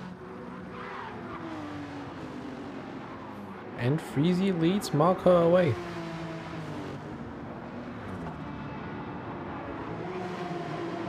But look how much Marco ended up closing in to Freezy on the inside. Had a very big oversteer, but still managed to overtake Freezy right before the corner sections. Bosworth now also takes up the inside line. Freezy opens up the gap to let him by. And maybe is now able to gain a little bit of slipstream to pull away from Mega L in the Ferrari. I think we missed that top racer was in the pits. I think he was in the pits. It's very fresh. His last lap time was a 2-minute one. And this one is around 2 minutes as well. So I think, yeah, he must have been in the pits. He was in the pits because Cavajo was right behind Top Racer. It's interesting to see that there is a 20-minute pit stop time. And Top Racer gained himself up a 2-second penalty. And now I know where you can pick up those huge amounts of penalties. Bosworth and Marco still battling for P1 in the GT class and P3 in the race. And there is a hypercar closing up who has got a little bit less than 55 seconds to Simtic. He is not using the slipstream Mega L could have offered, but he gets past him, and Blaze is very cautious coming up into the tunnel. Normally he takes the first 3 corners full throttle, but now even downshifted into 4th gear to just make sure that he is not going to end up into another back of a car. But that's unfortunate for Freezy. He lost all the gap he had to Mega L and now finds himself back into a fight. Porsche against Ferrari. Ferrari with good top speed, hopefully for him in the draft. 0.2 is the gap. That should be enough to make a move. He is covering the inside. So Mega L is probably going around the outside or go for the old switcheroo. No, Freezy stays ahead. So maybe question of downforce on Ferrari, but Freezy holding that position despite giving the Ferrari all the slipstream in the world and holding that position. Mega L has a new tire, so I'm a bit surprised that Freezy can cover that. So well done, so good as he is doing that right now. I thought Mega L with the advantage of would have the upper hand here. What happened to Simtic? Ah, another intentional damage, I see. Also got Crash at the same spot where he had. And I think that we have founded a new dead zone for every car. Well, it's not Wall of Champions, but I think it's Tunnel of Champions. Because when you come out of the first or second tunnel into the left-hander, you are closing into another tunnel, and when you have understeer in your car, you can end up pretty easily. Yeah, that corner looks very simple on paper, like a 90-degree corner, but it is downhill, so the car is more understeady, and it is slightly off-camber. You are very on the inside. There is some dirt there, which can unsettle the car quite a bit. There's no room for error on the exit, and it's very long, so it's really beneficial to use every part of the track available. So very high risk overall. And apparently, yeah, no Wall of Champions, but I think we have to come up with a proper name for that part.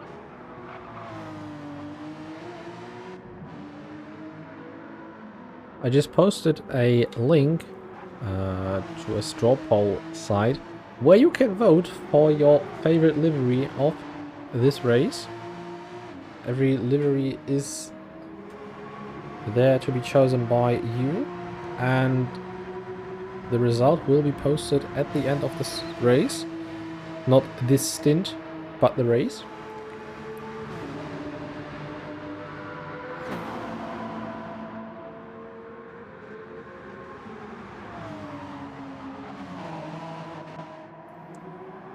And we will show you all of the liveries we've got when this stint ends in our so-called car show.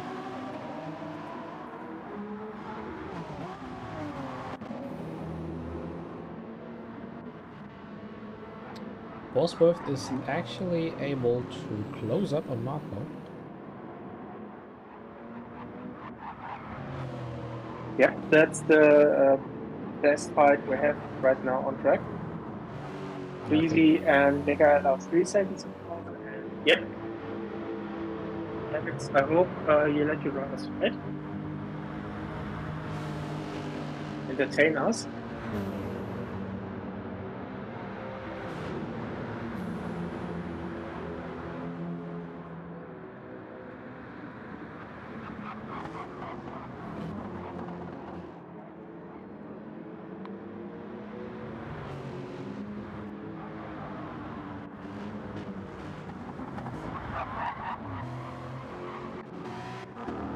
I'm just looking through the whole field, and small fight actually. We also see as Top Racer against Joe. Top Racer trying to lap Joe, and he's fighting for everything that he's not going to be lapped by the RRC Mercedes.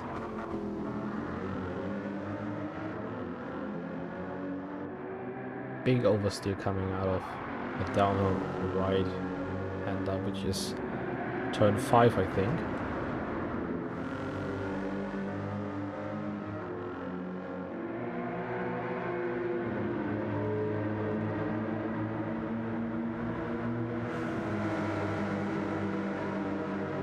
Now going out of the slipstream. Top Racer still has to wait, as the fight isn't done right now. And Joe still keeps his position ahead of him, but Top Racer now has got the better line coming out of the downhill, uphill, left-hander section after the long tunnel. And Joe is actually fighting for his life to not let him pass, which is against the rules actually, and I don't know if the stewards are going to look into it, even though it's a test race. But as Charles said before, blue flag conditions are not mandatory for hypercars overtaking GTs, or the same thing around, or the opposite when a GT car overtakes a hypercar, which I think is very Bosworth and each other. The gap really below second. Marco's fighting the car, losing the rear now twice in a short distance, really feeling the pressure of Bosworth, who is pushing his teammate here in the third sector. Marco cannot escape. He had the better pace 10 laps ago and was closing in multiple seconds of a distance, and now he's feeling the pressure. Bosworth on a start-finish straight, taking advantage of the toe, not quite able to make the move for now. Maybe he looks a bit better in the second part of the track, closing in there and looking for opportunities. So maybe there he finds the solution to this riddle, how to pass Marco. Let's see.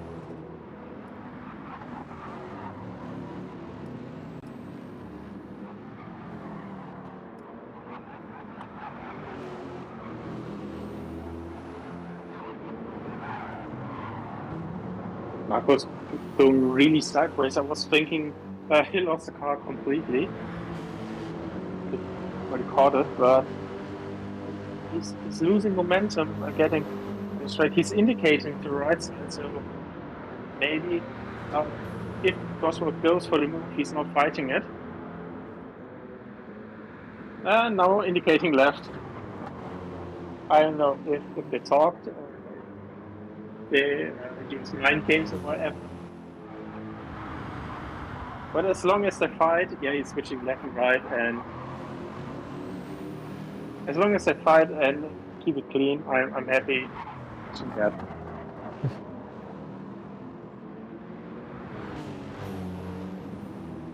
Kudos to Marco using all the indicators, left, right, and center, all the time, still being concentrated on race, not doing a mistake.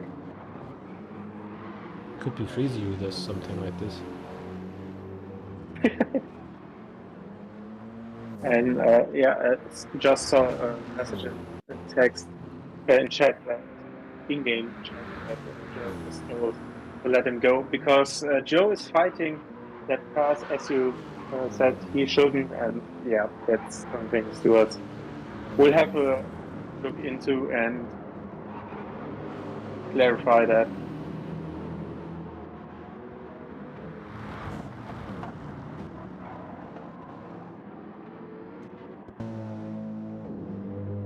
Top Racer has got damage on the rear. I don't know if there was a small bump or anything, but Mega L has also got damage on the front left of his car. Interesting. Blaze in the pit lane, so he had to stop once more and can make it now comfortably to the end with 17 minutes to go.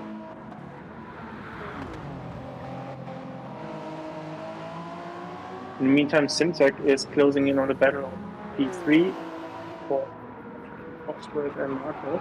This could be very interesting, depending how Simtek gets through. Maybe Bosworth can make this an advantage and get maybe half a second out of the situation, which is enough to make a move. And he gets past both of them.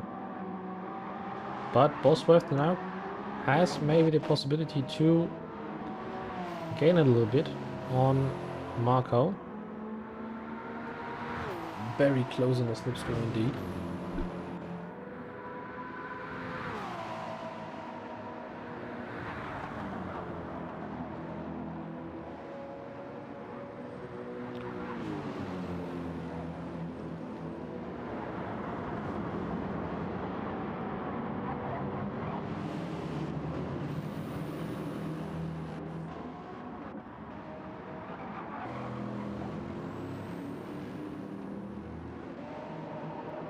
Helipower asked who is going to be lobby host in the second stint, and it's going to be Charles as well, I think. Yep. There was no one available, so I do stint 1 and 2. Stint 1, I cannot open stint 2. Stint 1 is over, so you have to wait for 15 minutes and 1 lap, and then it will be open. Bosworth and Marco are really fighting each other very, very hard.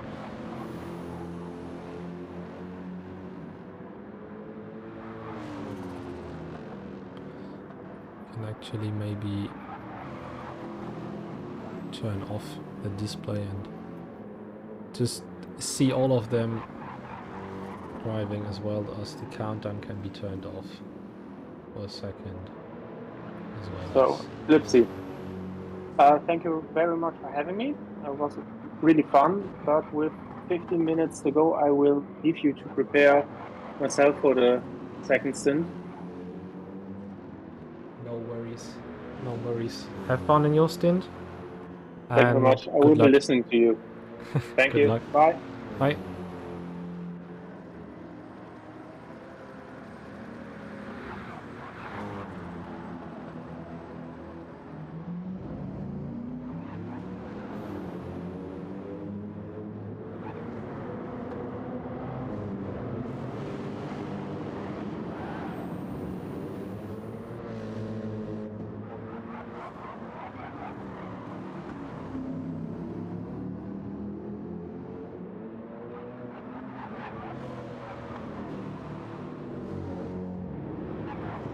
just amazing to see what is actually possible when everything is working the way it should.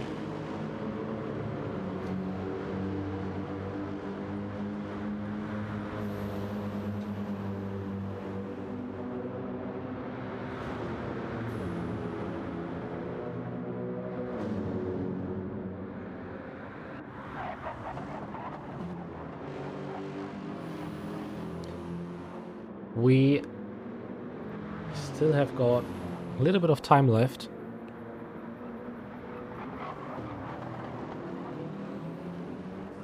$13 to be exactly. I know that the timer is not working the same as the timer on the bottom left, but it's doing its job, everything it needs. So I think we can live with that. Besides Marco and Bosworth, let us go through the field and see what we might have to show you. Top Racer has got 1 minute of a, or nearly 1 minute of a gap to Cavajo. His RRC teammate, Jailbird, closing up to Top Racer, who still has got damage on his rear. Freezy behind him has used a lot of his tires, but I think he will finish up with this set of tires until the end. He is losing time to Jailbird, but Mega L is not catching up. He has got damage on his front left. His tires are used a little bit. So let's see how this ends. Cool pitted again, I think. Had damage in lap 47, I think, which leads to a minute, or again, a lap of 2 minutes point nearly 7 in lap 38. He also has got a penalty to serve. So let's see where this ends up in the end. Joe in 10th, 38 seconds ahead of Cool, but 1 minute ahead or behind of Mega L. Simtic will have to pit again because he nearly hasn't got any fuel left. Blaze will be able to finish his stint, I think, with the amount of fuel he's got. Marco and Bosworth doing RX things, battling each other. And that's pretty much it for now. Again, you can use the straw poll link I posted you in the chat to vote for your favorite livery of today. You can also see it on the right hand side if the black screen goes away, which it doesn't. There it goes. There you can see the first livery, the Ferrari from RRC. Also in action. On the left you can see that Cavajo is now having Blaze behind, who has to overtake him. Why do we have a black screen? Honestly. What's the problem of it? There's another picture of the Porsche we can see on the left hand side, also on the right in action. Another black screen. Interesting. Why isn't it working the way I want to? Where's the problem? I don't get it.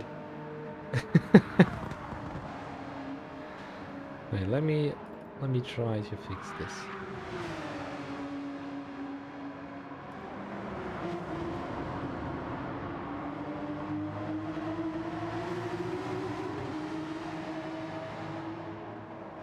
This should fix it. Also, you can see the Lexus from Eric's. There you can see the Van Vol livery from Team DLL for the hypercar. They are driving. Marco and Boss are still battling. Now you can see the car of Simtic from B&R. There you can see the BMW from Team DLL. Also, you will see the car from TSR. And there you can also see again the car in action. As well as now the BMW in action again.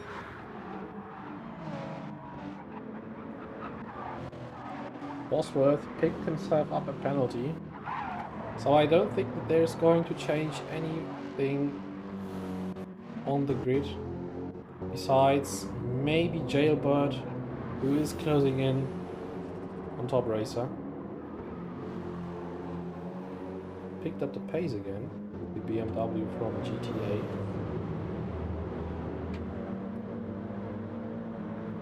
And is closing in on Top Racer.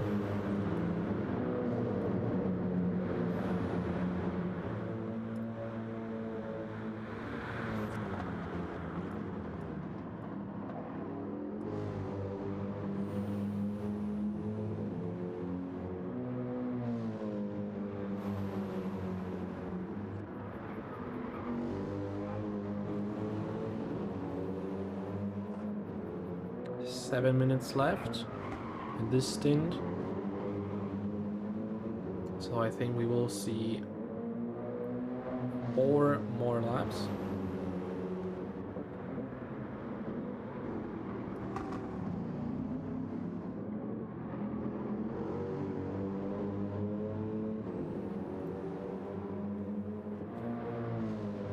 And Jailbird actually picks up the pace to really try and catch Top Racer at the end of this race. Or the first stint, better said.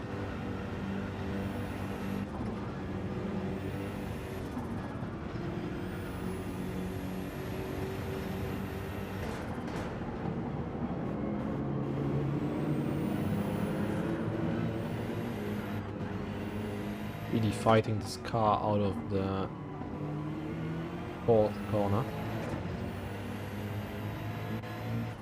Which is a tricky zone indeed, because your rear is very unstable through this passage.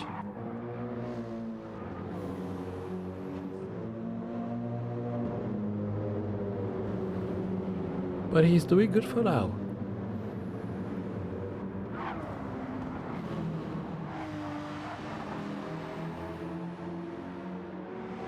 Freezy now lapped his DLL teammate Crew.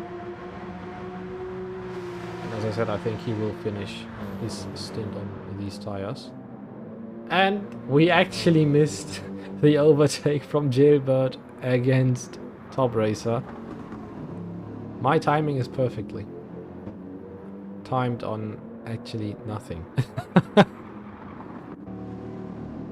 Jailbird makes the move stick.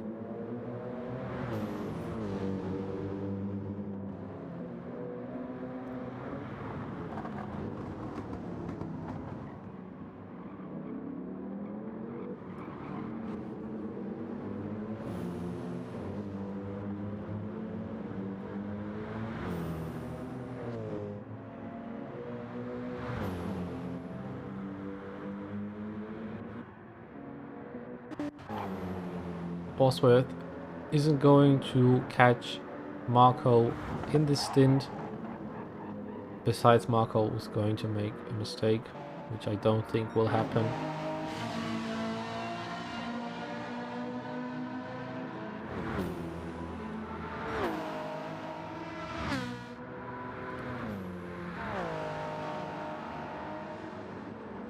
Simtic now right behind, who has to be cautious to not end up in his rear. He does it pretty well. And laps Haku coming out of turn 3. Ike trying to push his teammate again, who just overtook the Mercedes of Top Racer. And Nashil, I don't think that you're going to hear it positively, but your Mercedes has been overtaken. By the way, wishing you good luck and a lot of fun starting your first stint, your team's second stint.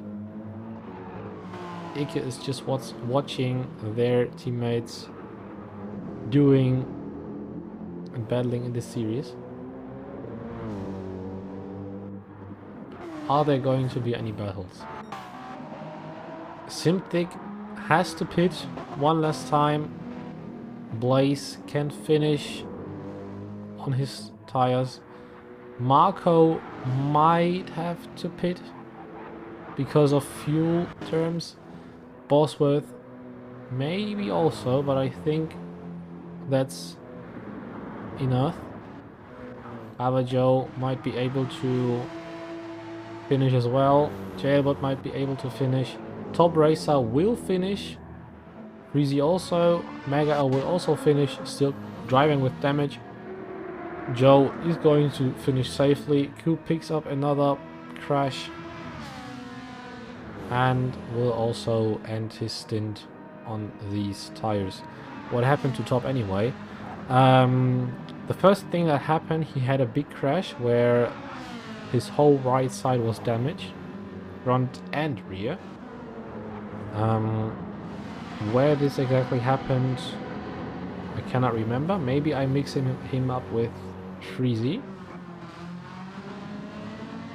But he had a couple of incidents, and the last incident I remember is that he wanted to lap himself against Joe, but he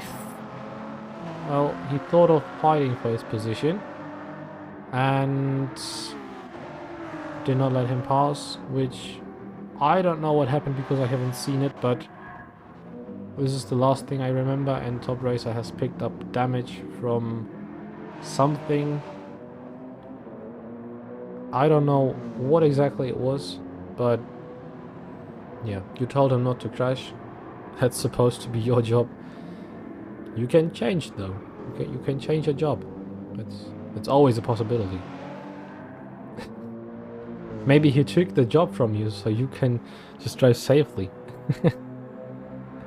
But let's see. Very excited to see what you can deliver in your Mercedes. Top Racer having his right indicator on to show Simtic that he can pass on the left. And we are closing in on our last lap of the race.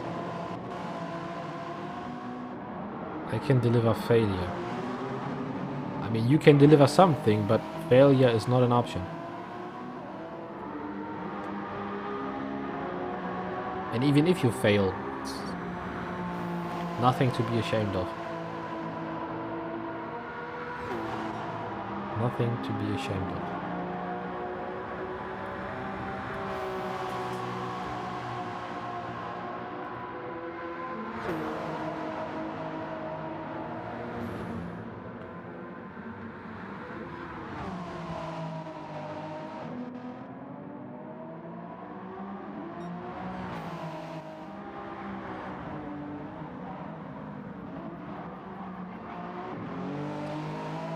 Eight seconds left. Well, let's say 10, 8. And the first stint is over.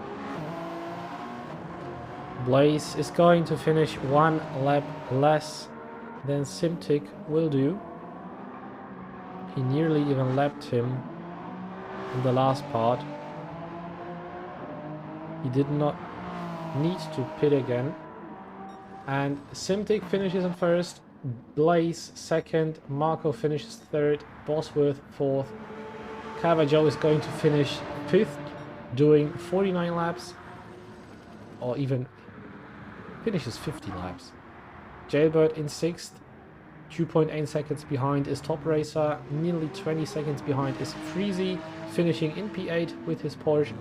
Mega L in a Ferrari, still driving with damage, is going to finish up in ninth. Joe finished in 10, and Kuhaku, still with damage, is going to finish in P11. That was our first stint. We are now preparing stint number 2 in the bag.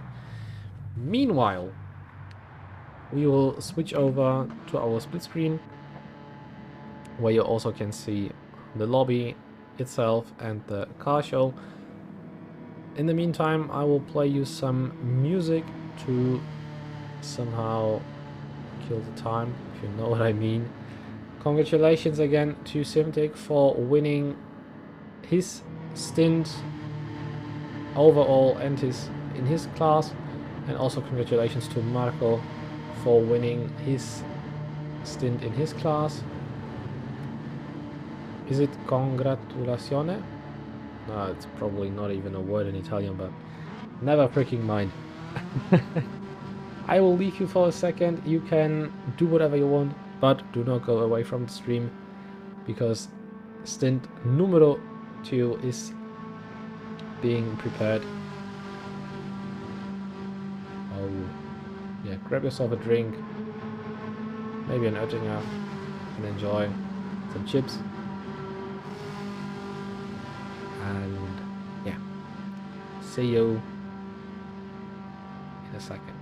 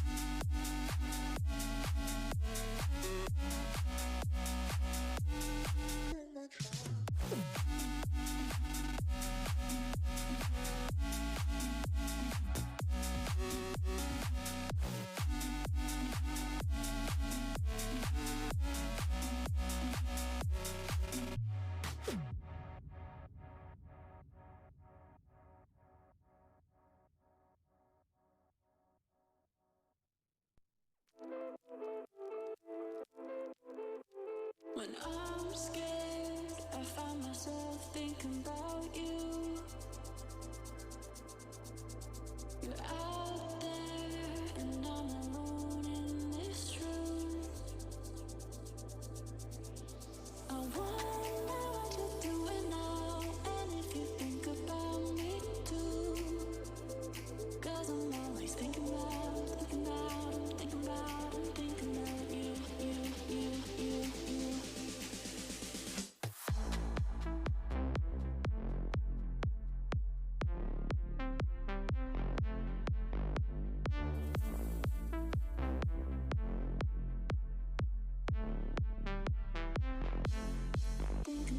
you.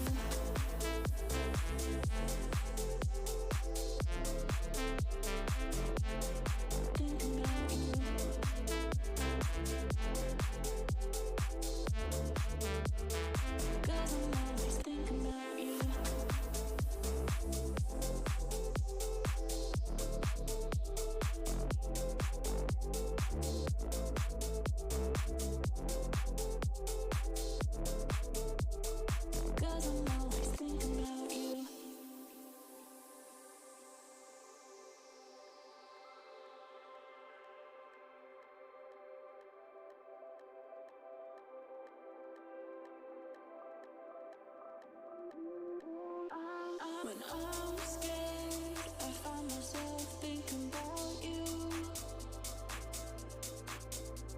You're out there, and I'm alone in this room. I wonder what you're doing now, and if you think about me too. 'Cause I'm always thinking about you.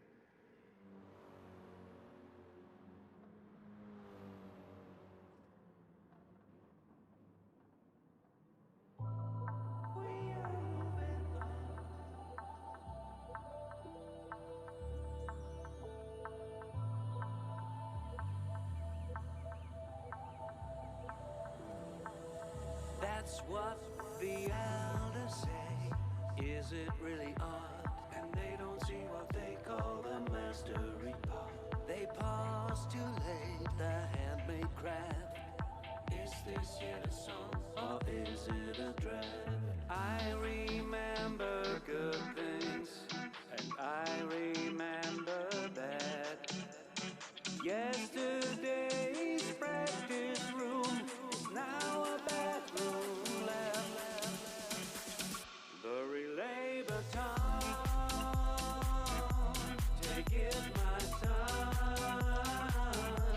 Spread your wings and fly away. You Mali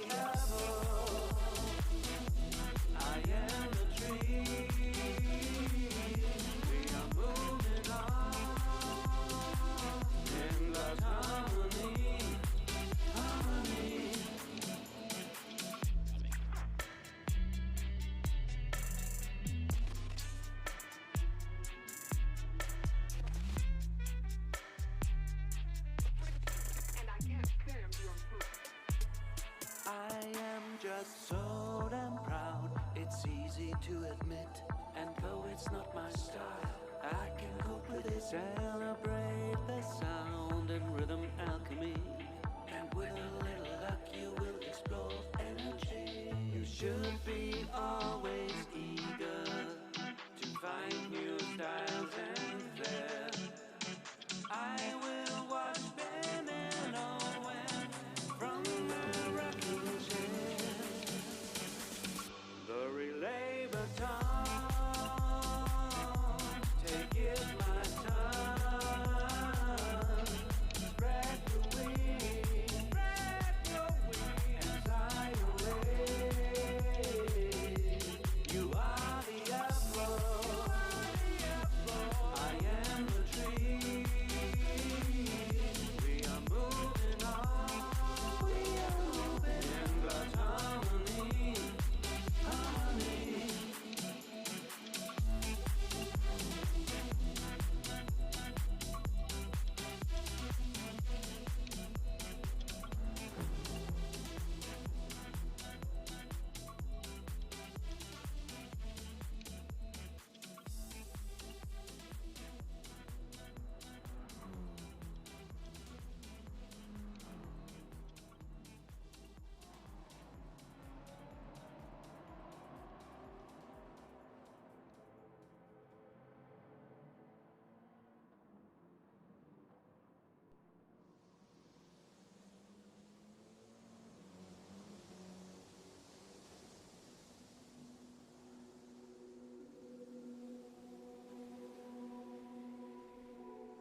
So, ladies and gentlemen, I think our small break is over.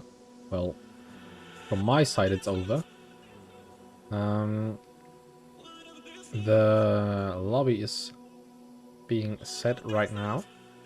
And while we wait for the second stint to begin, we can speak about some things that are going to be in the future.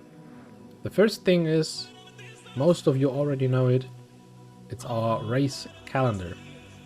You can see many different dates, you can see many different lines. We actually have planned, wait, let me turn off the music. We have planned to do 1, 2, 3, 4, 5, 6 races for each class. We have the GT class, which is mainly based on GT3s. And we have the WEC class, which is what we are racing for today. And the first race is going to be on the 21st January 2023. And a week before, on the 14th January 2023, is going to be the qualifying. And we will be racing a 12-hour race in Mont Panorama with mainly GT3 cars, which means BOP will be on, tuning off. You just sit into a car and just drive your laps through a stint. The next race is going to be a month later on February with the WEC class, 6 hours of Monza. Same thing here, 1 week before the race is going to be the qualifying, and on the 18th February is going to be the race.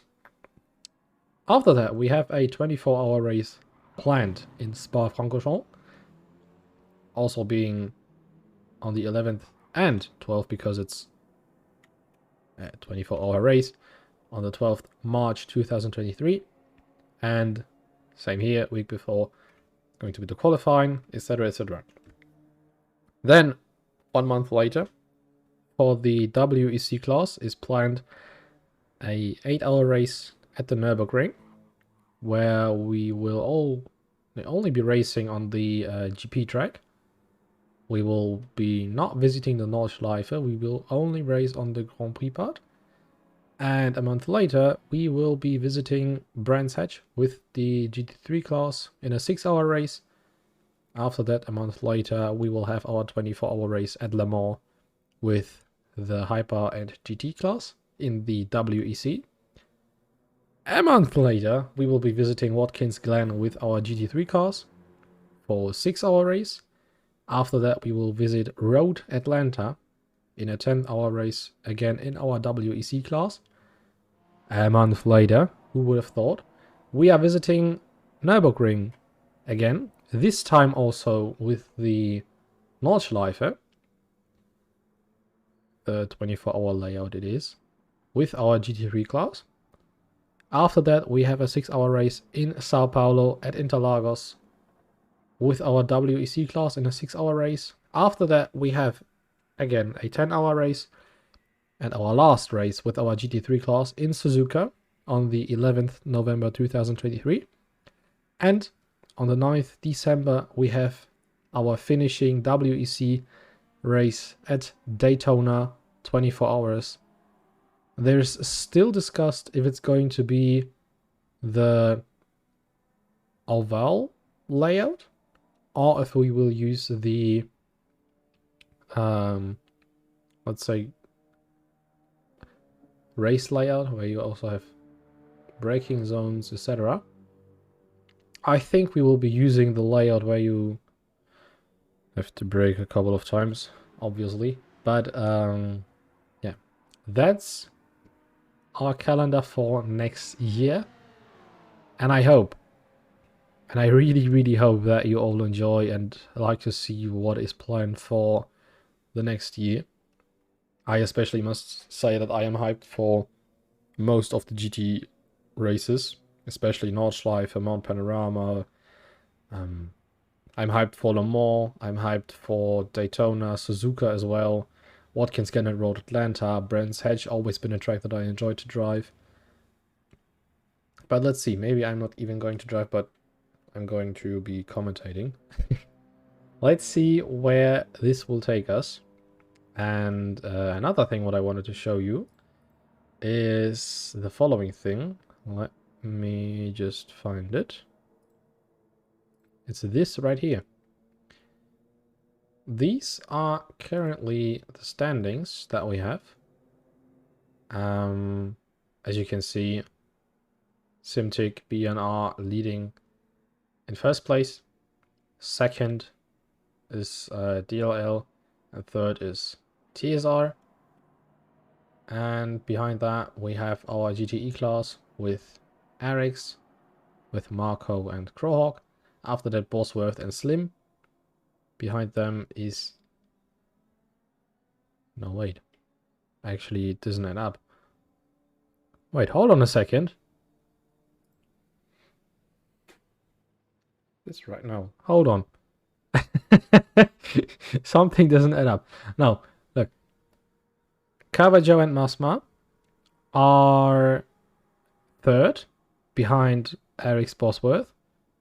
Behind them is GTA with AK Jailbird and GT Eka.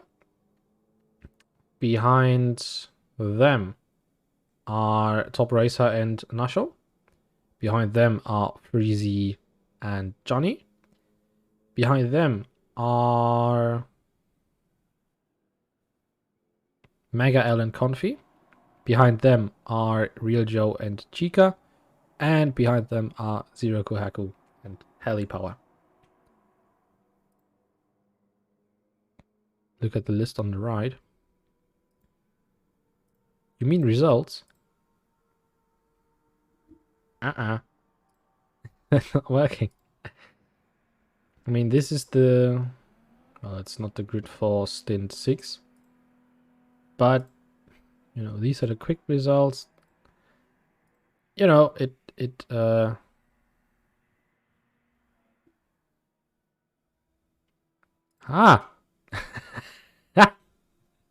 Life could be so simple.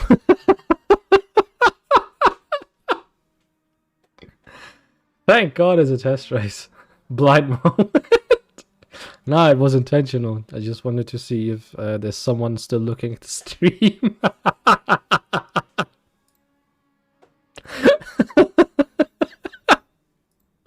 Nah, I see. You mean this. I know. So, I listened to your feedback. Tried to include most of the things that we wanted to include again. And yeah, we are still waiting for the race to start. We had some internet connection issues, but I think everyone now is in the lobby. Tomsoft is there, Life is there, Charles is there, Crowhawk, Slim, Nacho, Masma, Johnny, Ike, Comfy, and Telly are there. Is there anyone missing? Who the hell is missing? Crowhawk is there. Chica's missing. Wait, where's Chica? Hold on. Where is Chica? This is not right.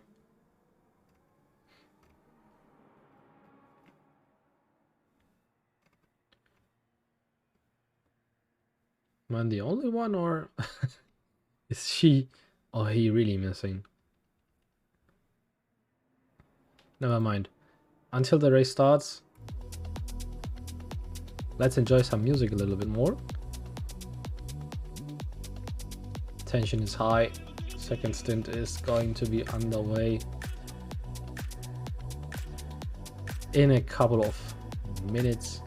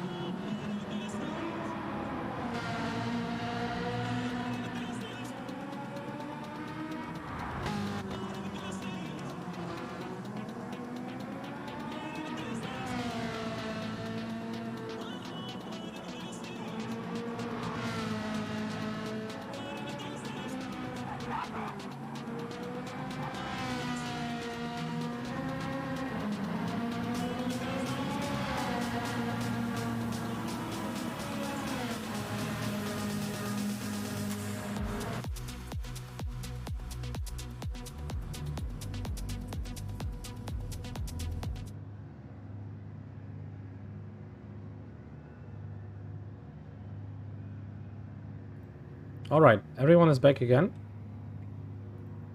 Stint number 2 is underway. Let's try and pick up the best setting possible. And we are underway. Stint number 2 started.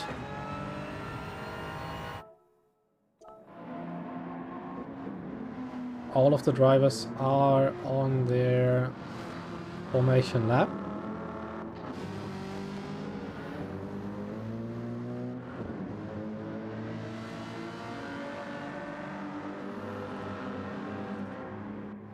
Trying to get themselves to the track.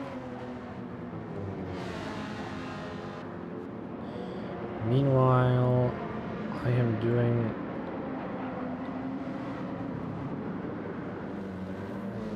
something very fast.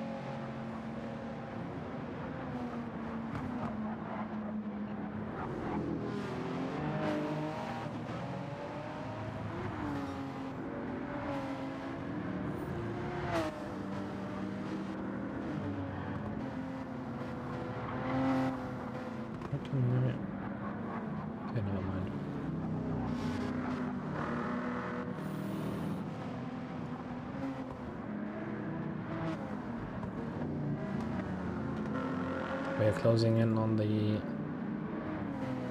last part of the track.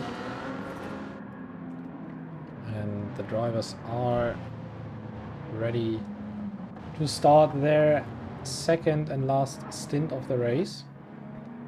Drive is a little bit fast for all the others. Charles has to close in, as well as the others. Now I don't know if this is right what we are seeing, but I think it's right, and the race is underway. Tom Soft always doing Tom Soft things. Now trying to close up to Charles. Let's see what the rest is doing. Confi and Will battling each other. Will is the substitute for Chica, as far as I know.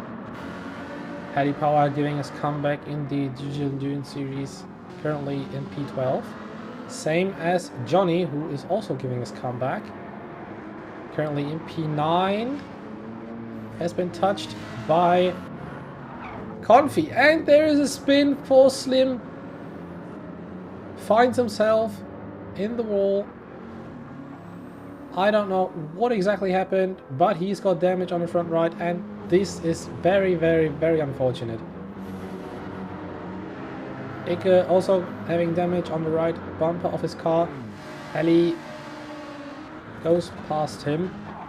There's the next attack. Johnny crashes with Will. Holy Jesus, there is so much carnage going on there. Hallie picked up damage. Ike has got even more damage. Johnny hasn't got any damage. Will, front and left, completely damaged. Confi as well has got a lot of damage. Wow. What has happened? Nashel hasn't got any damage. Marsma hasn't got any damage. Crowhawk hasn't got any damage. Charles has been passed by Tom Soft, who is flying, it seems.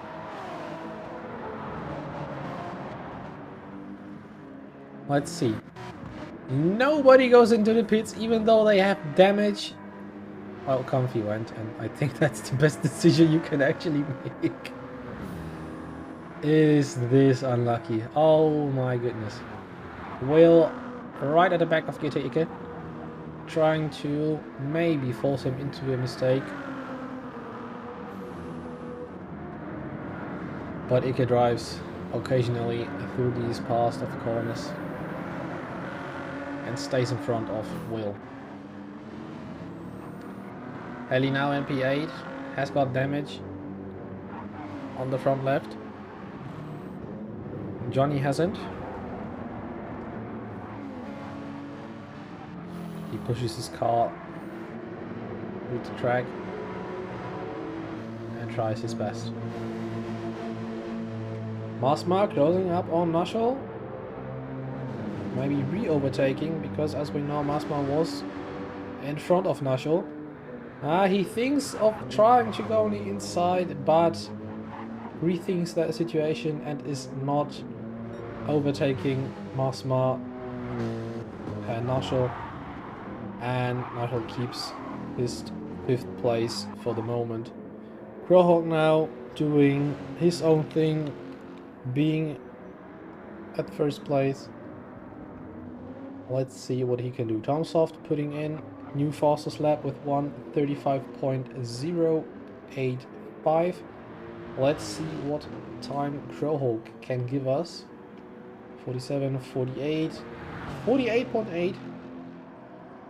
That's a benchmark for all of the GT3 cars driving right behind them. Marshall sets a 51.2, Marsma 53.1, Johnny sets a 51.3, Paddy Power 51.5 with damage, GT Ike sets a 52.3 with damage, Will 52.7 also got damage, even more. Eric's Slim sets a 51.6, also driving with damage, and Confi in his Ferrari, as he always loves to drive, now in P12. Let's see where he will end up. Vlive currently still in P1. Tomsoft chasing him, and he has got damage as well. I wonder where he picked up that damage, because it's on the left hand side. There is one place where he could have ended up picking up damage, our Game of Thrones fan.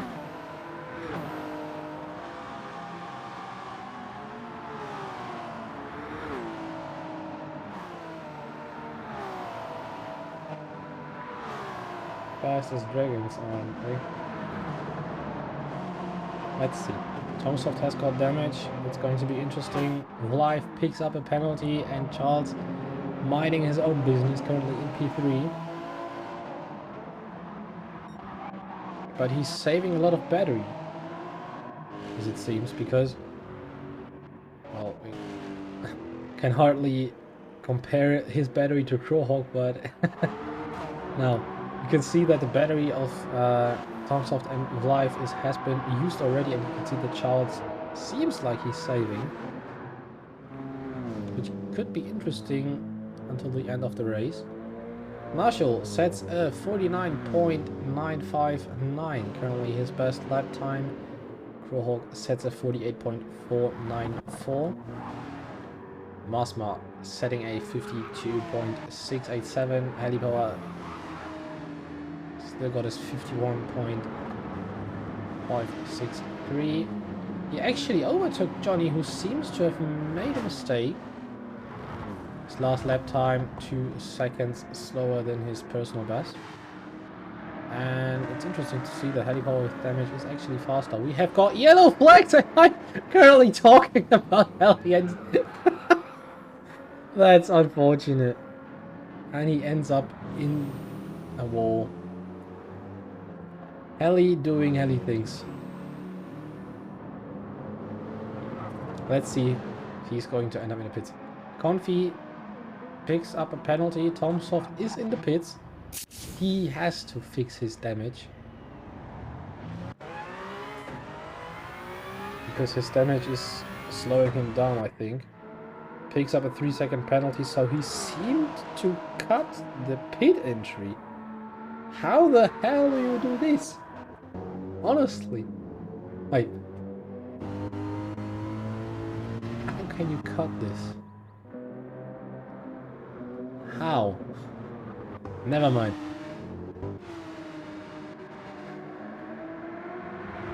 Will has got severe damage, is not pitting. Ike is pitting with his damage. Is Heli going to pit? I do think he will. Yes, he is pitting. Confi already pitted with his damage. He has got a half-second penalty to serve, so he will serve it on a start-finish straight. Going to be interesting if Heli and Ike will be in front of them. And I think they still are in the pits. Let's see. Slim, still driving with damage, is trying to close up again. He's losing so much time with his damage. So unfortunate. Masma and Johnny are now battling for P6. Masma has got a 1-second penalty and is going to serve it on the start finish straight at the end of this lap. Johnny tries to overtake. Let's see where the rest comes out. Confi and Ike are actually next to each other. Coming out of the pits. Heli is able to get ahead of Ike and keeps P11. Let's go back to Johnny and Masma and look at what they do. Battle of the Porsche. Seems like Masma is running way less downforce than Johnny does. But Masma is able to keep his position and leads Johnny away for the moment.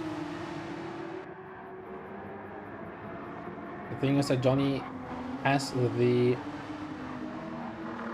upper hand in this situation because he just can wait and stay behind Masma. Masma will have to serve his 1-second penalty on the straight and is not only going to lose the 1 second he has to slow down, but he will also lose all the time he has to regain on the straight. Let's see. Johnny driving a clear line.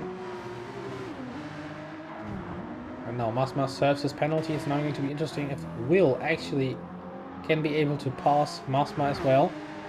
Look how much he's gaining on the straight. And now he gets past him with severe damage on the front and at the back.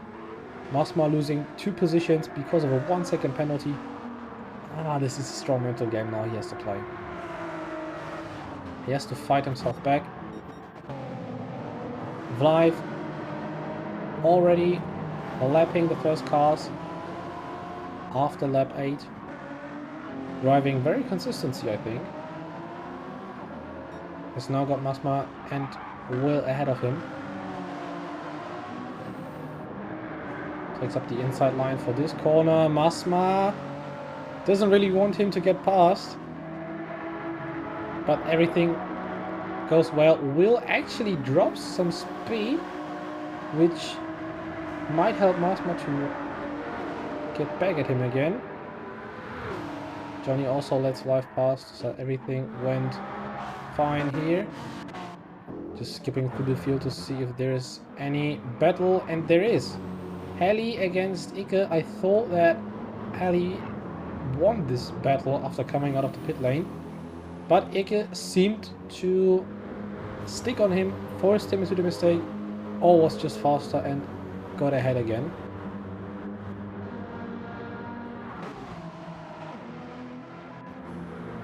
But this is another duel that is going to be interesting. Charles now closing up on the next GT3 cars that he can lap. Slim was the first one. Masma is going to be the next one, and after that is Will in the 4GT waiting on the straight. Is he actually going to? Will makes space. Very big fair play moment for him. Now Charles has to be cautious coming through this part of corners. Overtakes his DLL teammate Johnny. So everything went good here. And now coming on to the start-finish straight again. Heli power against Ike.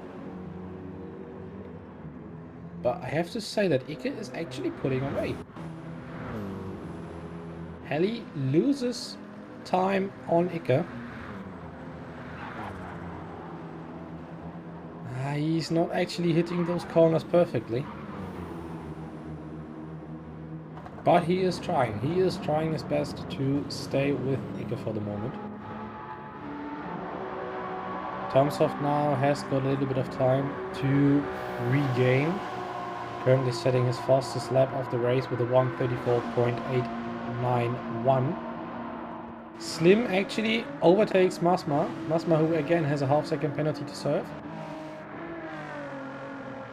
Can he recounter this? No. Small contact between both of them, Slim and Masma. Slim trying his best to keep the car on track. Tomsoft now behind. Closing in both of them. Now has the inside line and can pull away in his hypercar. And Slim does not have to worry about Masma attacking because he has to serve a penalty, and this would be, I wouldn't say stupid, but less of an advantage to attack him. There it is. Masma loses half a second because of the penalty. Is going to lose, I think, 1 second overall. And Ike and Heli are still battling for P11. Gonna be interesting to see where this ends up. Charles now lapping Nashel, who isn't forced to make space. That's a rule we have. GT cars do not have to force themselves to make space for a hypercar. Only the cars in their class are forced to make space for them. So let's say Charles laps Tomsoft, which I don't think is going to happen. Tomsoft would be forced to make space for him. Same is for, let's say, Will. Let's say he's getting lapped by Slim. Will wouldn't be, or yeah, Will would be forced to let slip by.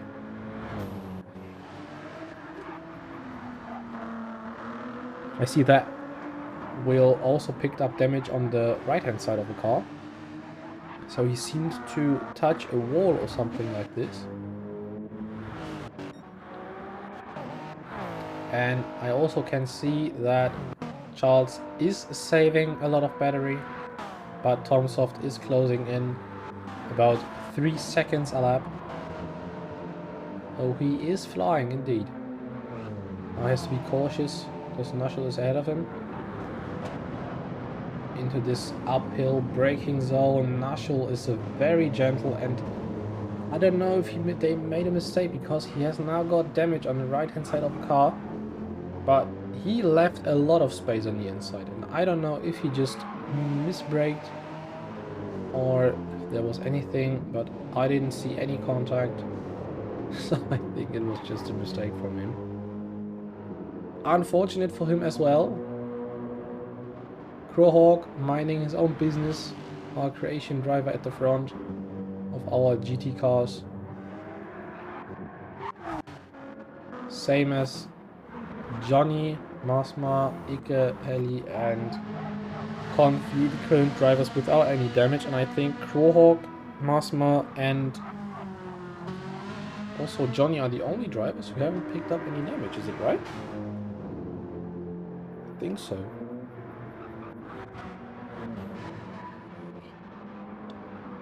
Ike picks himself up a penalty. And Miggy, thank you for the follow. Welcome to the stream. Have you played GT1? Actually, I haven't played the first Gran Turismo. Sadly, because I've seen some clips of it on YouTube. It's very nice to see the development the game itself made, like nearly every game made due to the development of video games as well. But if you want to try and rely on an Easter egg that is hidden on this map, on this track, I already know, and most of our drivers now know as well that Loch Nessie is hidden here on this track. If you get past this corner where V-Life is, and you look onto the sea, you can see somewhere around there. Every 5 minutes you can see Loch Nessie. Helipower is able to overtake Ike for now, because he had to serve his penalty on the start-finish straight. And let's see how this is going to develop. Because I think Ike is lapping faster.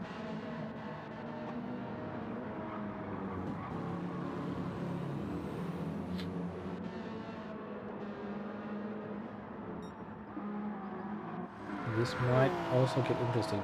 Charles still ahead of Tomsoft, doing good lap times. His fastest lap time was a 1:36.639. Also did a similar lap in lap 11, but then I think he is saving a lot of battery. Tomsoft doing a 1:34.151, which is currently the fastest lap we have seen for now.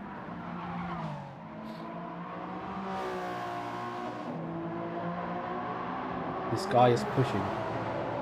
He is pushing so hard. He wants to gain the 20-second gap to V-Live.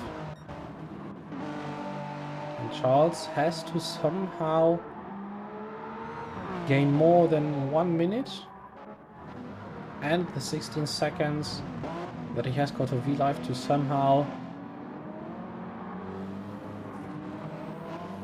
have a chance for P1 again. V-Live now lapping Ike, lapping Helipower again on lap 13 to 14. And now yeets the car through the first 3 corners. And Tomsoft already in range of slowly saying hello to Charles.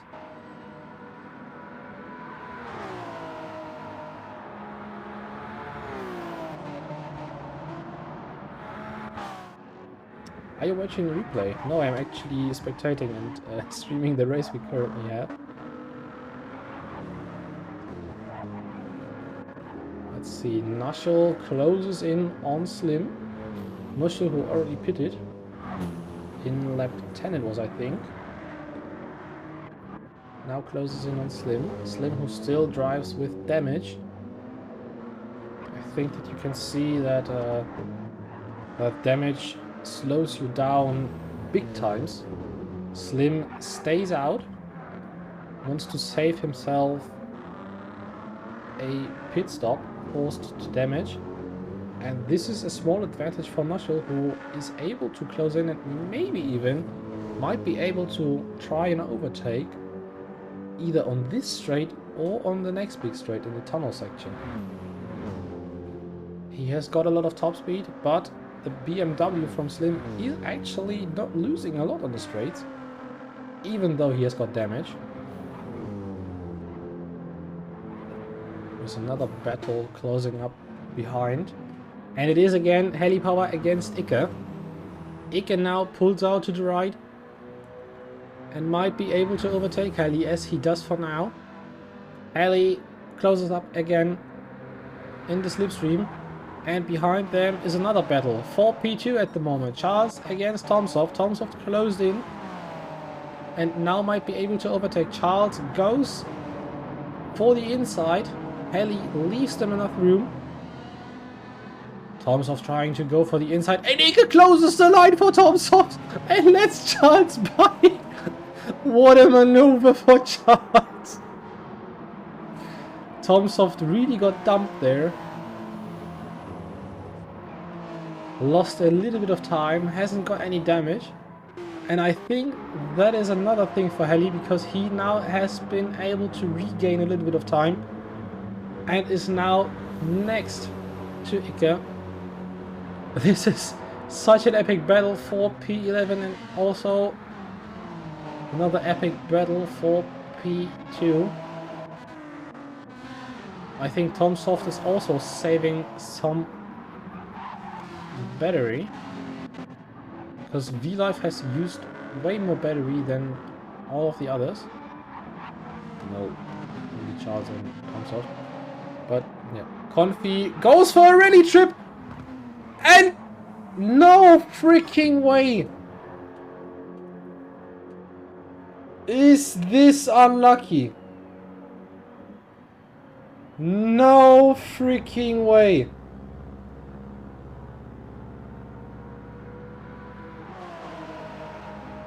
Wow, Confi loses his car coming out of this downhill small left-hander. Is not able to control the car.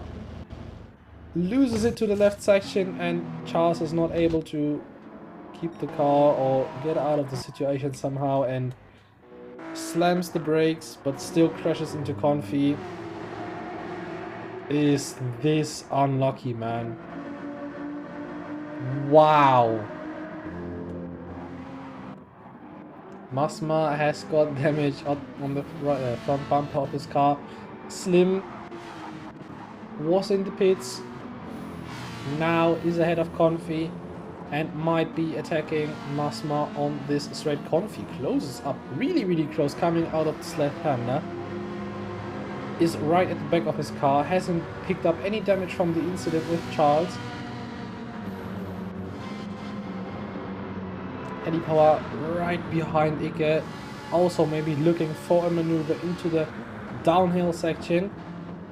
Goes for the outside line, has the slipstream and dirty air from Masma. Confi is able to overtake both Masma and Eric Slim. What is going on? By the way, Roops, thank you for the follow. Welcome to the stream. To the second stint of our last test race for this year. But Confi is now able to lead this 5-pack away. Confi, Slim, Masma with damage, Ike and Heli.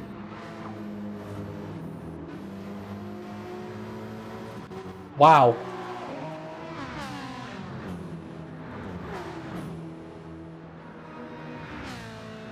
Ike has been able to overtake Masma because Masma had a penalty, I think.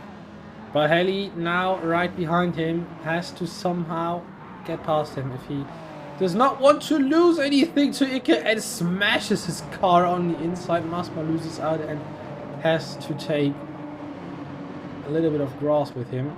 Charles now back on hammer time again, gets past Heli, now has to get past Ike, which he does on the inside, and now has to close in on Slim and Confi right in front of him. Nashul also battling with Will. I think that Will lost the position against Nashul. Confi gets overtaken by Charles, and now maybe overtaken even by Slim, who pulls out of the slipstream, goes for the inside line into this downhill section. And Slim gets past. Battery is very low. Okay, great to know.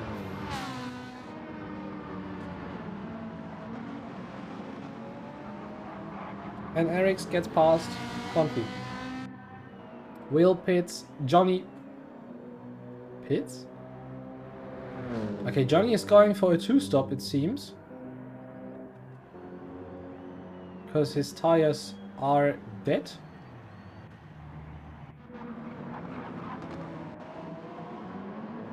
Slim stays out, Confi stays out, Ike stays out, and Heli stays out. Wait, when they just pit, it's going to be even more interesting. Where will they come out? Johnny picks up himself a 3-second penalty coming out of the pit. Stop. Will right next to Slim. Right next to Confi. A small contact between both of them. But thankfully no crash. Will also picked up himself a 3-second penalty. Probably at the entry of the pit stop. Or pit lane. Heli picked himself up damage. A lot of oversteer coming out of the turn 4. Has to collect himself again to not lose any contact to the front.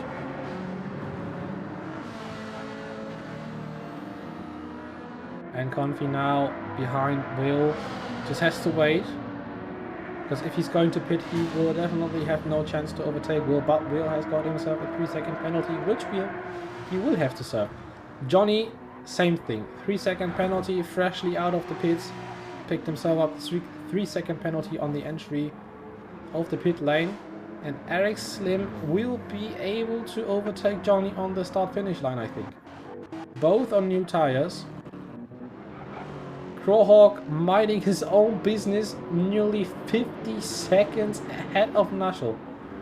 But Crowhawk hasn't pitted. Nashul has, same as the rest besides Confi, Ike and Helipower. But let's see. Ike closing in on Confi. Heli, we see in the background, goes into the pits. Johnny served his 3-second penalty, and look how much he loses on the straight. Slim goes past. Will also loses 2 positions, even 2 positions to Confi and Ike. Johnny only had to let Slim pass. And they now battle for P8, Ike and Confi. Will, car is repaired, now pushes to join them. Even got fresh rubber on his car to maybe overtake Ike for now.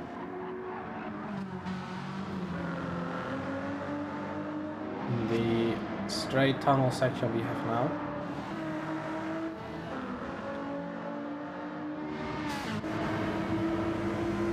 Let's maybe take this point of view.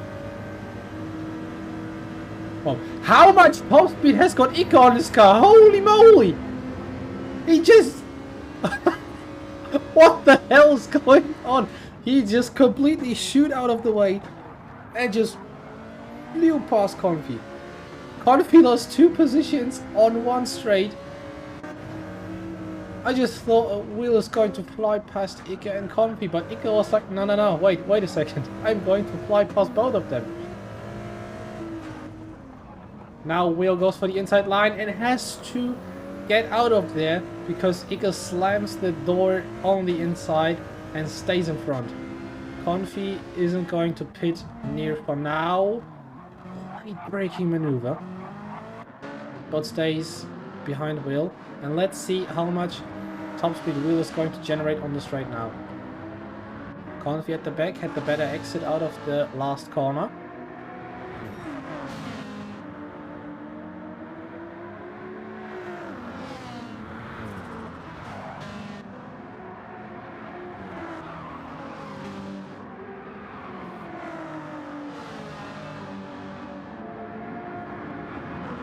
Ika is able to stay ahead of Will. Glad to be here, love watching GT7 almost as much as racing on it. That is very nice to hear, Rubes, and I'm very happy to introduce you to our endurance series. Very nice to see you. I hope you enjoy not only the race but also the atmosphere that GT7 is giving us. But also the race. The race is also very nice.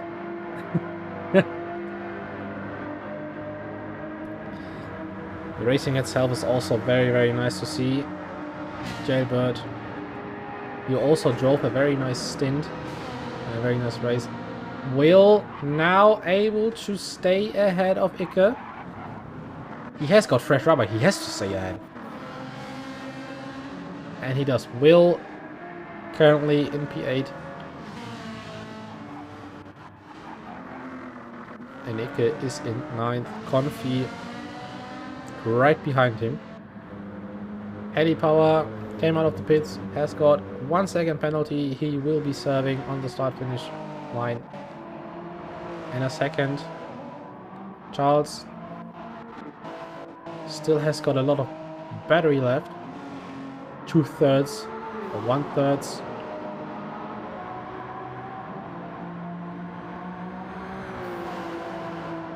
While V-Life hasn't got any battery left, and Tomsoft has got 1/4 of the battery left in his tank, and he is closing up on Charles. Tomsoft has been in the pits. Crowhawk picked himself up damage. Now Bosworth, do your thing. Cheer your teammate up from Eric's. Well, he's not officially your teammate because your teammate is Slim, but you are Eric's brothers, so cheer each other up. God damage. Exactly. First thing you do is use a laugh about him. Ah, nice. Grog in the pits. 47 seconds ahead of Nashel. The pit stop actually didn't cost a lot because Crowhawk just had to change tires, let his car repaired, and that's it. I'm sorry. So Crowhawk stays ahead with not 50 seconds, not 1 minute. It's going to fix itself in a second. Yeah.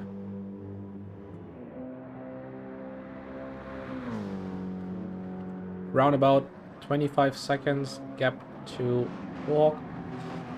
Slim has to let V-Life by, but he also has got a 26 gap, second gap to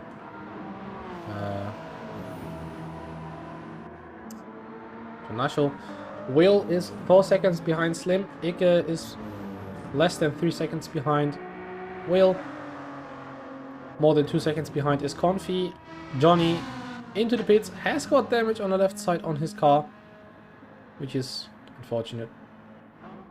Heli doing the same, has got damage on the left side of his car. Also goes into the pits, and Masma minding his own business in P12. A little bit less than 13 seconds behind Heli for now, but he's going to overtake Heli and Johnny, I think. No, Johnny is not going to be overtaken by him, but Heli maybe. Masma may overtake Heli when he keeps the car on track.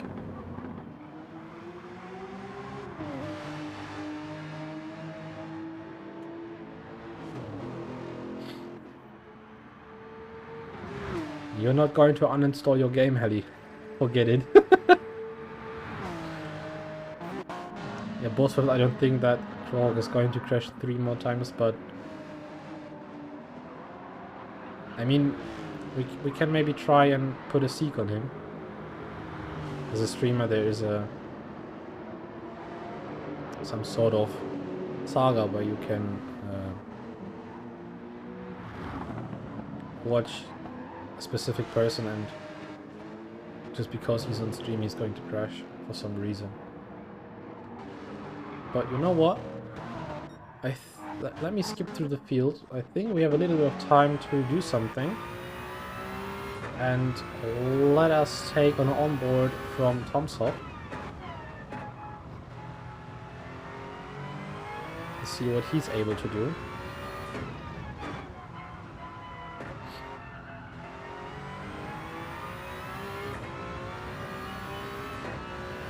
Did he just braked while accelerating out of the corner? Wow.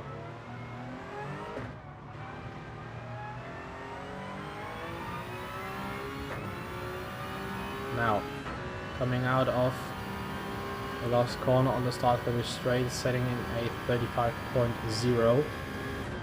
Going now through the first couple of corners. Lifts the gas pedal a little bit to be entirely safe of making the corner. Short shift to third gear, now up into fourth. Through turn 4, turn 5.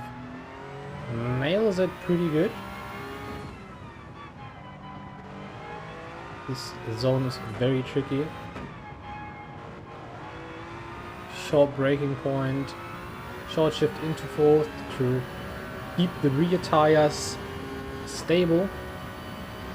And now accelerating on the straight tunnel section. Keeping it long in the gears to ensure that you got maximum top speed out of the gears coming up uphill the tunnel section. Uses a lot of engine braking of the past downshifts he got.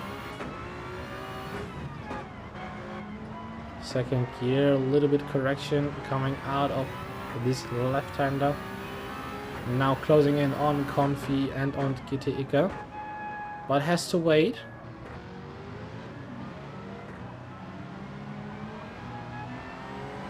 He stays patiently and now overtakes Confi, same as Ike, and that was a lap around. What is it called? Tri-Mountain. Tri-Mountain, ladies and gentlemen. Charles setting a personal best 136.139, but he is saving a lot of battery, which might be good at the end. Yeah, but why shouldn't we use Twitter? Explain. Is it because of a Tesla CEO, or why?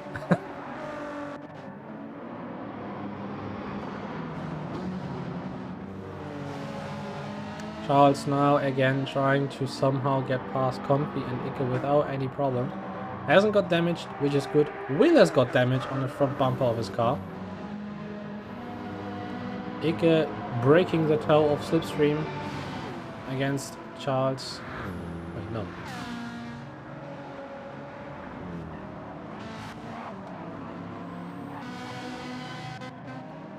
We've got yellow ahead.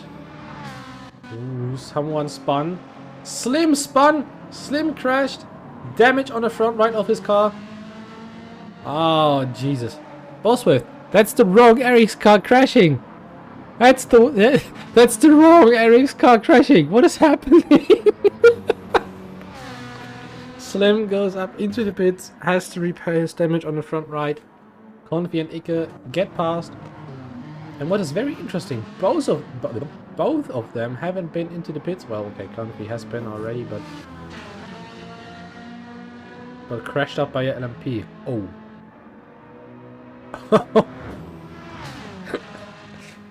Was there contact between you and Charles? Well, that would be very, very unfortunate.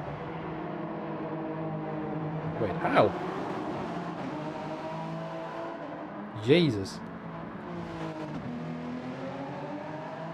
If there was a very bad accident or something like this, we still have students who will, of course, look into it. But for now, let's keep racing, as Michael Massey would say. But, well, I forgot to crash call instead. Wait. This should be the only thing that's going to happen if I call out for this one. Wait, where is it? Where is it? Wait. I need you to listen your ears up.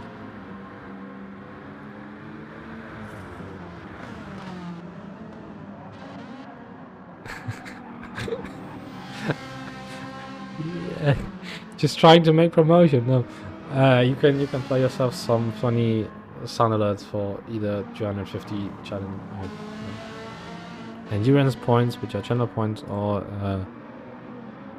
10 bits if you want to support the stream. Tomsoft sets down his new fastest lap with a 33.829. This guy is fast as hell. Holy moly. Slim after his pit stop, 21 seconds behind Confi, nearly 6 seconds ahead of Johnny. Johnny, who has got a big advantage, or let's say gap to Heli Power, with 20 seconds ahead of the BMW. Heli is now able to push the car, setting 49 2 times in a row. And he is continuing his streak, I think. 3 49s would be a new record for Heli. Masma, 3 seconds behind Heli in the Porsche, waiting for the next mistake that Heli in the BMW is going to make. V-Life minding his own business in P1, 10 seconds ahead of Tomsoft, who also is 10 seconds ahead of Charles. Crowhawk, again minding his own business, 33 seconds ahead of Nashul, who has a advantage of, or gap of, 31 seconds ahead of Will in the Ford GT. 10 seconds behind is Ike, who is battling again with no one else than Confi. And look at that. Ike is pulling away, but Confi is in the slipstream. Ike has got a top speed of nearly 280 kilometers per hour. What the hell? Confi should be better in the cornering sections then, and nearly spins his car, but managed to keep it on track. Very nice driving from our Swiss driver in the Ferrari. Slim, 7/10 quicker than his personal best. Okay, Confi and Ike go into the pits at the very same time at the half of their stint. Slim now trying to break the 49s, closing in of 48. Let's see how he manages to go through the last couple of corners. Maybe could have taken more from the left side coming out of the chicane. But let's see, 45, 46, 47, 48, 49.0, still no 48. And he gets right, oh he's, yeah. Ike and Confi get out right behind Slim, nearly 3 seconds behind him. Have got fresh rubber on the car, so they might go, and if they are smart, they're not going to attack each other, but Confi is going to stay behind Ike, and Ike is going to pull away on the straight, so they might even attack Slim let's say 5 laps if they continue to work together, but it looks like that they are both losing on Slim.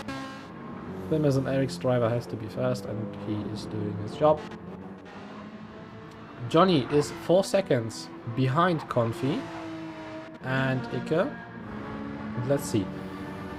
Jeez, it's so amazing to see that Ike has got so less downforce that he is pulling away in a freaking slipstream, and Confi is already right behind him. The only thing I see is a Ferrari engine, and as we know from Formula 1, Ferrari engines are slow. At least I heard this. I don't know if it's true. Let's see. Tom Soft hasn't got any battery left. V-Life also, and Charles has still got some battery in his car left. And this might be, but only might be, something good for him. Depends on how much Tom Soft and V-Life are going to lose on time. Charles is currently doing 36.7. Tom Soft has done at 36.0. What is it going to be now? 36.6. What is Charles going to show us? Right ahead of him is Helly, saying good morning to his DLL friend. And Charles is 2 seconds slower, 38.0. And I think he will be not happy with that. V-Life still ahead of Tom Soft. Now has to somehow get past Confi, or just smashes the door and is not letting V-Life pass. Ike has to see that other cars are quicker on the main straights and have got more top speed than he does.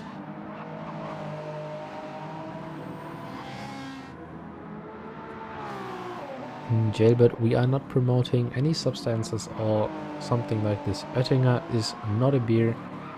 It's a bad copy and it's a joke. But we do not promote any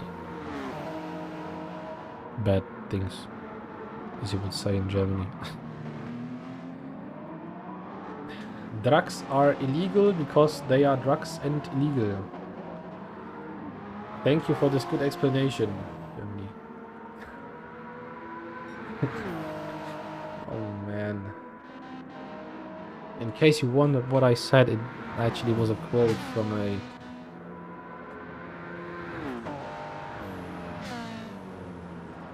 Just looking for a word. What the hell is minister in English? It's not Premier Minister or something like this. It's just a freaking politician who said it. Oettinger wasn't from... I know Oettinger wasn't from you. Don't worry, I've got you. Charles has now to battle with Johnny. And oh boy, I missed both of them battling each other. Krog, fastest lap is a 47.372, which is very fast, I must say. Will still got damage at the front of his car. Confi still being behind Ike. I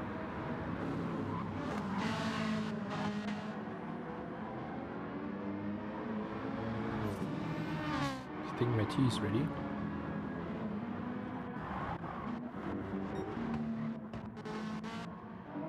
V-Life is actually gaining on Tom Soft. Am I stupid?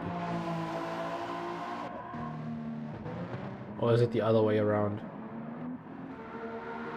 V-Life sets in a 135.869 and Tom Soft is going to set a 137.798. Charles, 12.5 seconds behind, has now got slipstream from Confi and Ike as well. But he decides to not take the slipstream from Ike, and he sets a 137.327. Gets past Ike behind the 3-corner section. The S's, I would say. Gains a little bit. And might chase them down. All of the drivers haven't got any battery left. So it's going to be interesting where they end up. Charles has got the biggest tire usage of all of them. Crowhawk 42 seconds ahead of Marshall. Trying to beat his personal best. Nearly 2/10 faster than his best lap time he set there.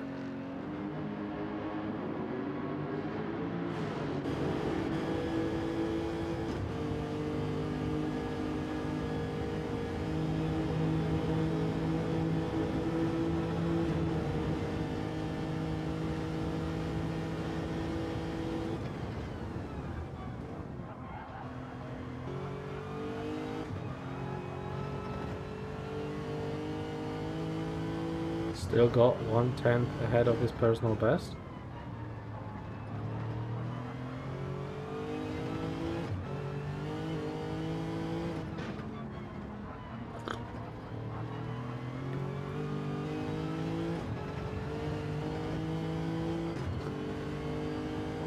Just enjoying my tea. Don't wonder if there are any sounds of slurping or something like that in the background. Just some ASMR type. Oh no. Okay, Crowhawk sets a new lap time and it's 2/10 of his personal best.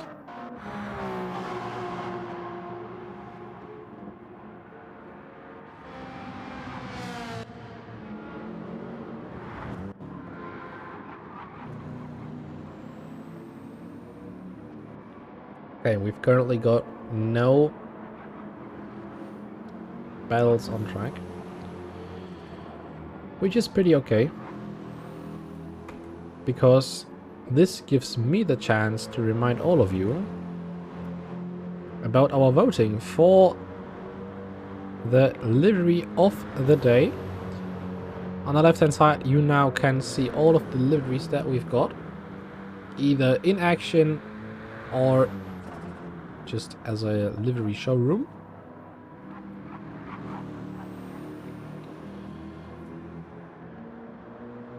And again, you can press or click on the link and vote for the car you like the most. Just remember, you can only vote once for livery. Meanwhile,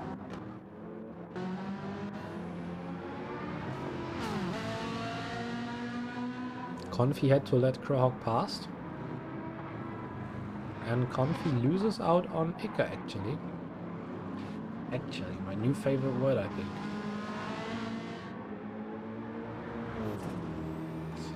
Still got 34 minutes left in this stint. Ika has got blue flags because Crowhawk wants to lap him. Meanwhile, I look at the rest, I see V-Live is still ahead of Tomsoft, and Tomsoft has got 15 seconds ahead of Charles.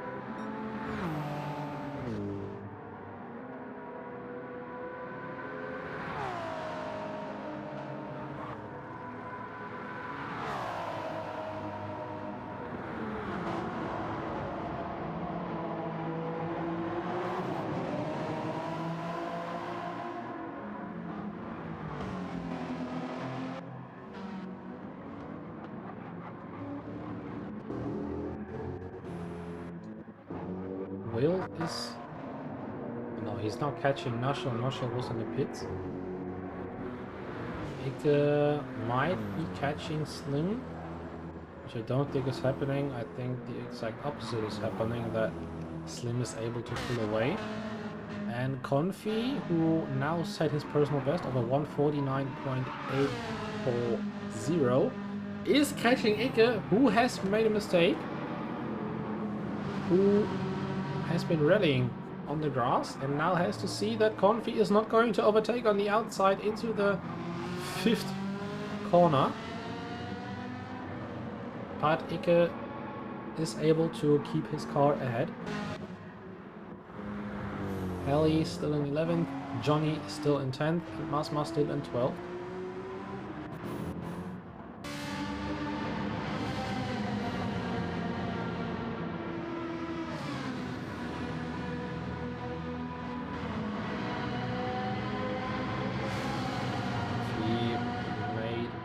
The overtake, but that's this thing I wanted to say, that Ike is going to re-overtake on the straight, but Confi now has the inside line, keeps the car ahead for now, and is currently in P8.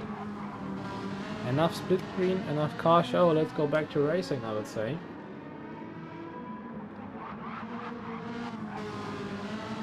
And Ike is right behind Confi.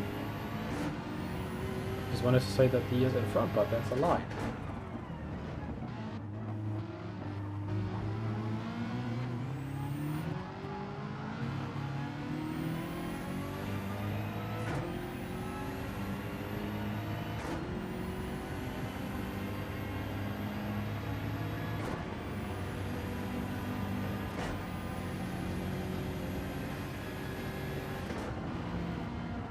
Not enough top speed for Ike to maybe try and attack Confi.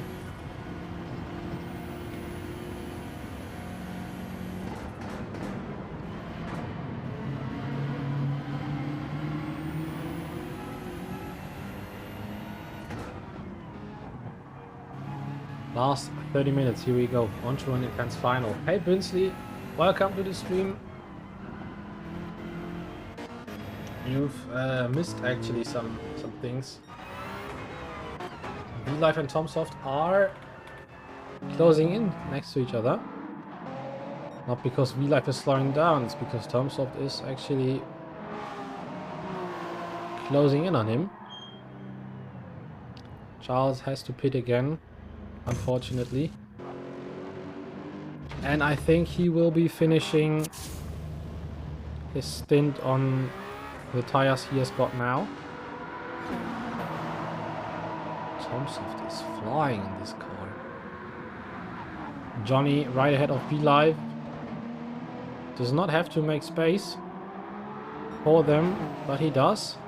Tomsoft 1/1000th of a second better than his personal best, and the fastest lap he set. Now takes the inside line. Look at how much speed he gains coming out of this corner. He just out accelerates V-Live, who now is right behind him. It may have a chance to counter attack on the start finish straight, but Tomsoft is able to accelerate pretty even out of the corner and is now in P1. Ike and Confi still racing for P8 against each other.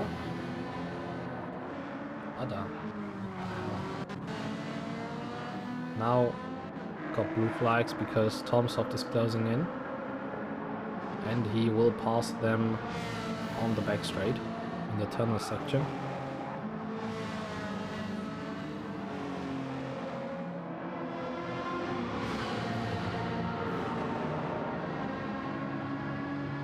Look how much top speed Ike has got in his BMW. Is there going to be an attack? And there is a crash between Tomsoft and Ike.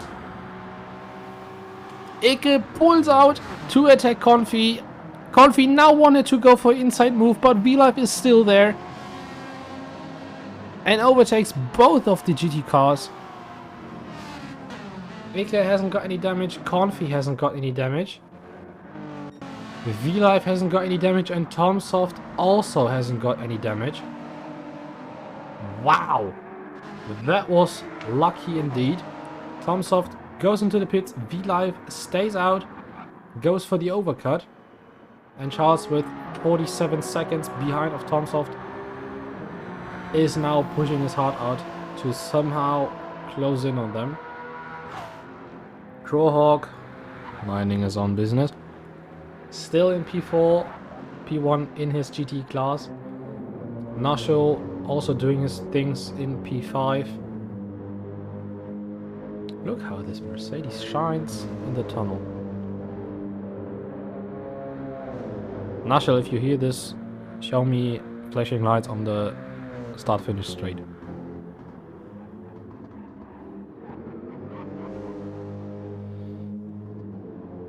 want to see them. He's actually making his personal best. He might also set another fastest lap for himself. Let's see. I want to see flashing lights on the main straight.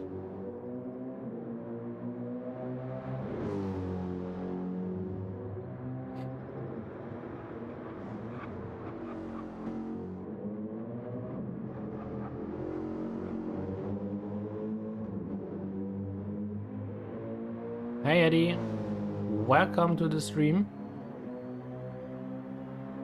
I'm wondering myself why you aren't driving yourself today, but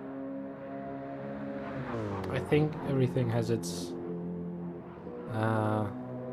reasons. Nashel didn't hear anything, but set himself a new fastest lap with a 1:48.822.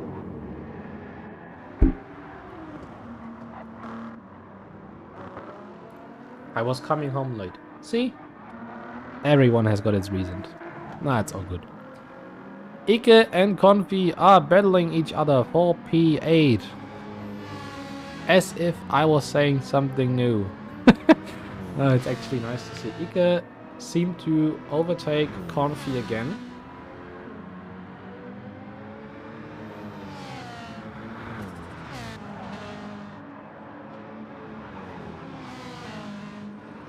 Ike now tries its best to stay ahead of Confi. And who is at the back of them? It's Tomsoft.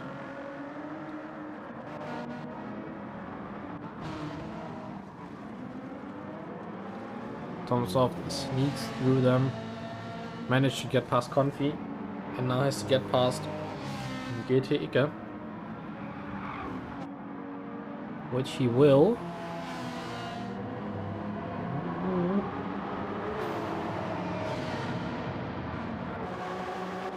Confi got very close to the wall there and lost a bit of time to Ike, who pulls away on the straight.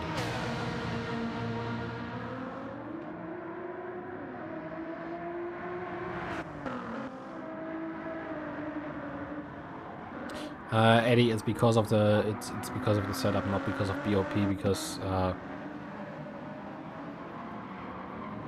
Ike is driving a BMW and Confi is driving a Ferrari, and he is gaining a lot of time back in the corner sections, while Ike is losing not on the straights, in the corners. And even if they are wrong BOP settings, we can still check on them. If they have to deliver a BOP check or anything like this. If they don't, stewards already have a rule book and rule set for this. BMW goes like hell, but not the best. I mean, a BMW is quick. I think every car can be quick if you know how to drive it. That's what I personally think, but yeah. You know what I'm trying to say.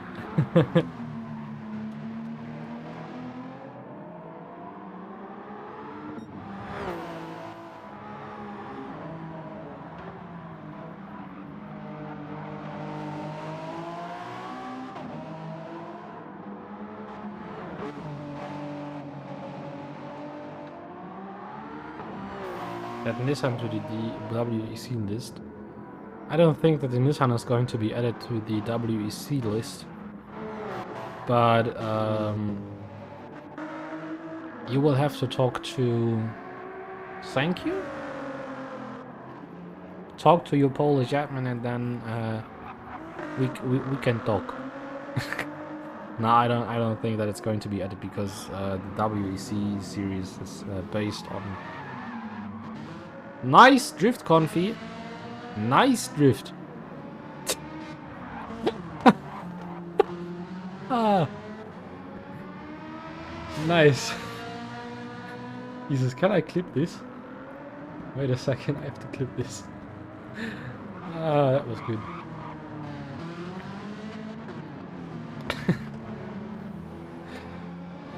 That's my humor. It's just so stupid.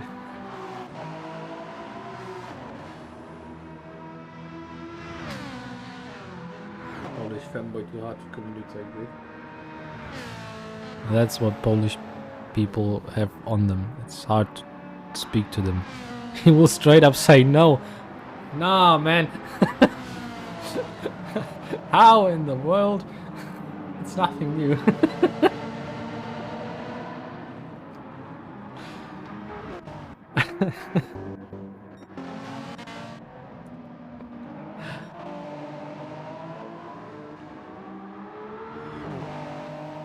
Yes, the BMW is very nervous.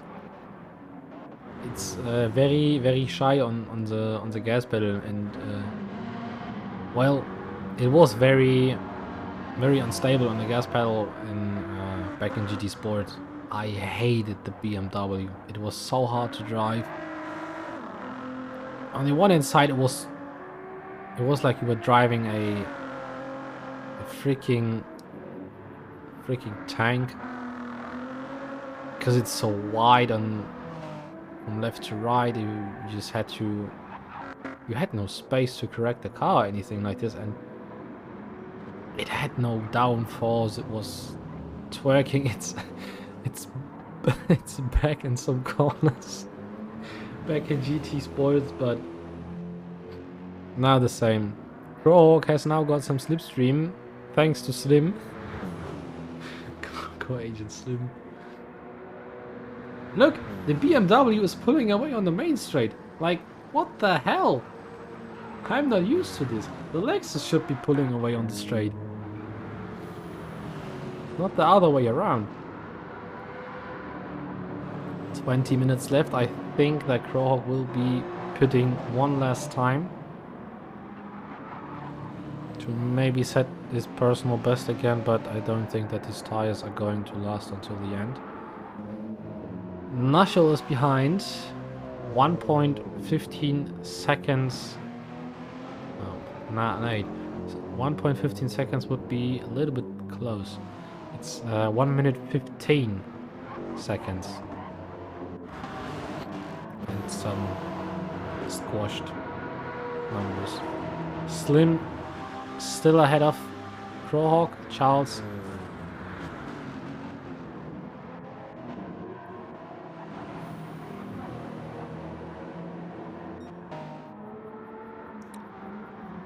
V-Live in the pits, and Tom Soft takes the lead of the race. You remember what to say about Porsche. To be honest, I never liked the Porsche itself as a car to drive in GT Sports. V-Live takes up a 3-second penalty. The Porsche... It's like Bodenkampfmaschine. It's nearly the same as the BMW. It was a tank to drive. Now, I think that the Porsche was actually a very nice car to drive in the GT3 class, but it depended on your driving style. Either you could drive the Porsche, or you couldn't. As much as you wanted to drive the Porsche, either you were born for it or not. I for myself can say that I wasn't born to drive the Porsche. I don't know, it was understeering all the time. You had no acceleration out of it because the gears were set differently than all the other GT3s. it was so slow coming out of the corners. In the corners itself, it was so chewy. But the car itself, in the end, was fast somehow. But I don't know. I didn't like to drive it.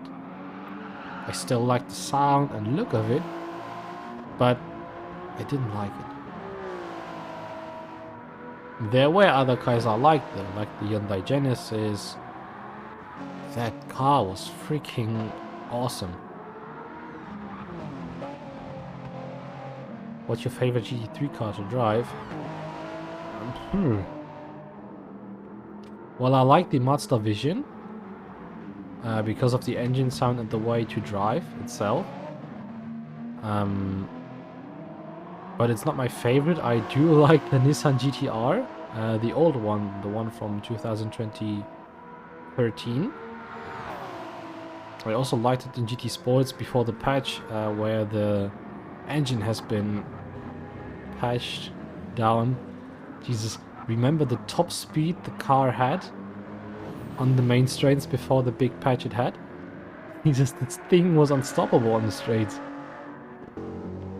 The Mustang is also a very nice GT3 car, but I didn't like it in GT Sports because of the tire wear it had. Especially at the front, you just could put your rear brake balance to +5 and it still didn't matter. Especially when driving at Blue Moon Way or something like this.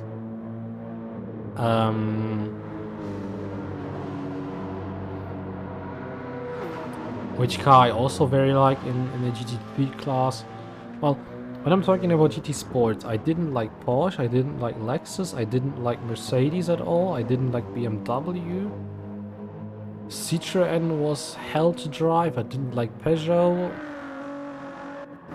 I didn't like Ferrari was horrible, Lamborghini was horrible, Ford was horrible, but the LMGT version, the old one, was very classy to drive. I like the Subaru, the old one, not the new one. Nissan I liked a lot. I also liked both Mercedes were bollocks. I did like the Aston Martin Vantage. The DB9 I didn't like though.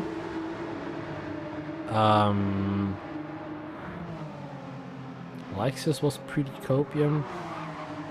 Mazda Atenza was very nice but very copium in sorts of all-round speed. Mitsubishi Lancer was very nice. Especially because you had so much braking grip and it was so good on the brakes, the Mitsubishi, it was amazing.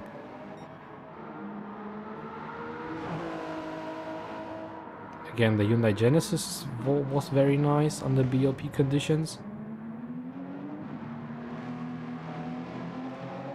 The SLS Mercedes is okay, but I didn't like it either. The Toyota Supra was very nice, the VGT is very nice. The FT1 Toyota. Beetle, Volkswagen Beetle is very nice. And was in GT Sports.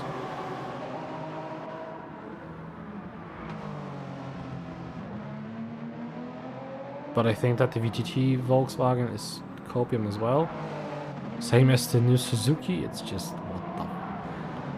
Honestly, who sits in the freaking bureau at PD and says, wow, the new Suzuki VGT, that's a very nice car to drive. BMW M3 was copium, but the Z4 was freaking amazing. It just had no grip at all.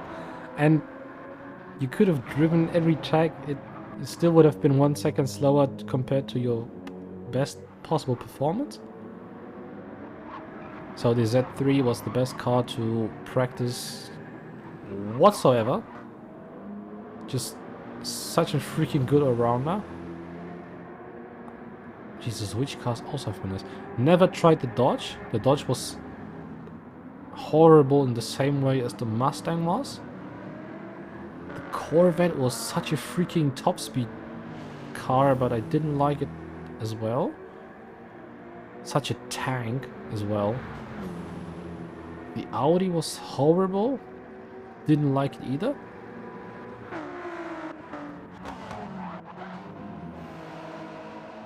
And which cars did we also have? Are these all cars? Wait, let me think. We had Ferrari, Lamborghini. We had BMW, Mercedes, Porsche, Audi. Volkswagen we had. This should be... No, we had Citroën, we had Peugeot. Did I forget something? No, I think these were all... I think these were all cars from Europe in GT3. Ah, McLaren! McLaren as well. Nah, but I think McLaren was copium as well. It was very nice to drive. It had a different driving style because it was like a train on rail tracks. But when you had the old McLaren, the F1 version, the combined BMW version, this thing was a demon on top speed. Wow, but on the BOP condition it still was copium. Yeah, McLaren, no, but then it's done. Aston Martin we had Aston Martin as well. No, but that's it. Then you had the North American cars with Dodge, which was copium, Chevrolet was copium, Ford was copium. These are all again. Then you had the Asian places with Hyundai, which was pretty good. Mitsubishi was very nice. Mazda was nice. Toyota was nice. Hyundai was nice, but I think I mentioned Hyundai already. Suzuka's trash. Suzuki's trash. Wait a second. Are there even more cars? About talking about the Peugeot, I never liked the RZZ version, and the VGT version was crap as hell. Like a top speed jet or something like this.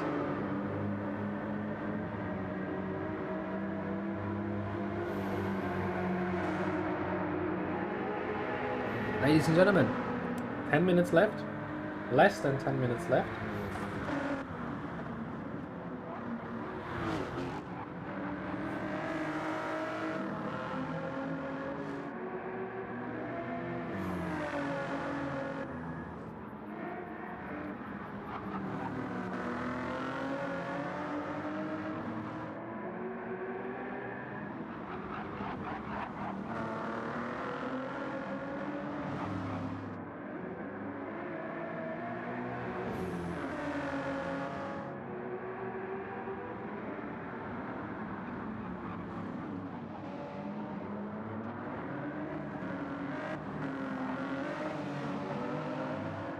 We still have an on-track battle for the last 10 minutes.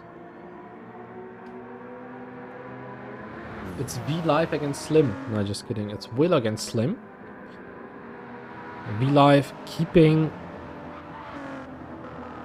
P2 for BNR Racing. We will come back to Slim in a very short second. I just want to go through the entire field. Charles has got 45 seconds to Tomsoft, and V-Live has got nearly 20 seconds to Charles and 22 to Tomsoft. Johnny in P11, Helly in P10. Where is Masma? Did I miss that he left or something?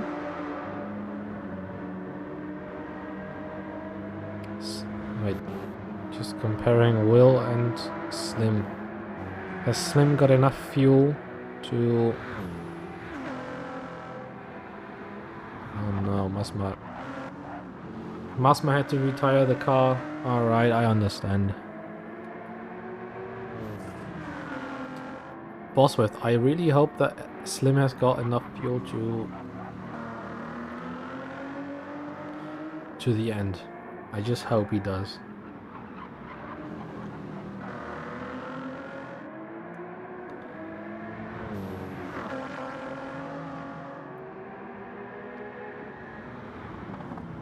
I think his shoe should be fine. I hope so.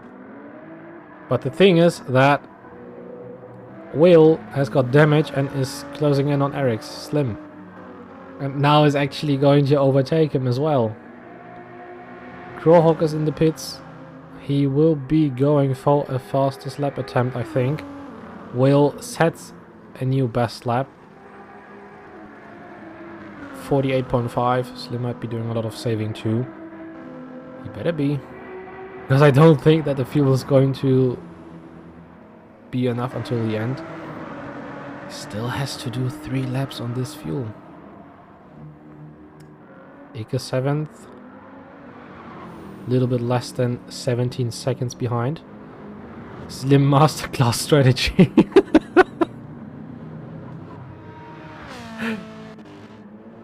Heli power has got damage and a half-second penalty that he will be serving right now, as he did now. Johnny still in P11 in the Porsche. Think he would have wanted a better comeback than this. Same goes for Heli.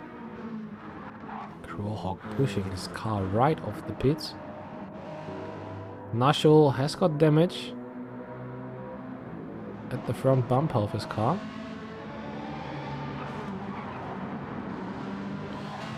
Crawhawk now in the slipstream of Confi. Could use this as an advantage for his personal best try. Or did he got damage?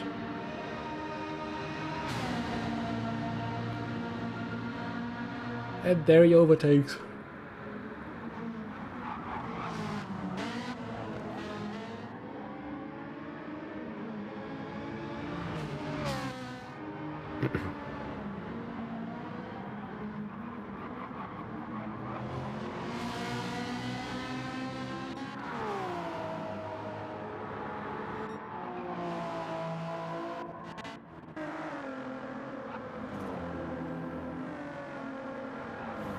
Did you just write a text message on track?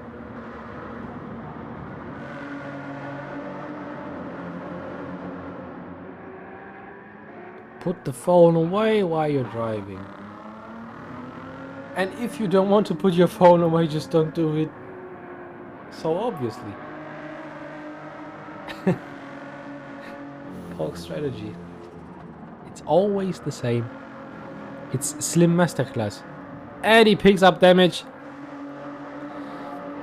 Slim. Come on, mate. That is truly POG strategy. F. Nah, don't rage quit. Do not rage quit. You've got less than 4 minutes left. I don't know if it's... come on. Never rage quit. This makes no sense. You just take your car, finish this race, and good. Wait for Yugi to try to lap you on his lap. Hey, what? Am I missing something? Who's Yugi? Oh. This makes sense. Yugi no. Yeah, okay. That's the other side of teaming, I see. Confi again drifting through everything. Less than 3 minutes left. Tom Soft is going for a fastest lap attempt. Heli Power and V-Life battling each other.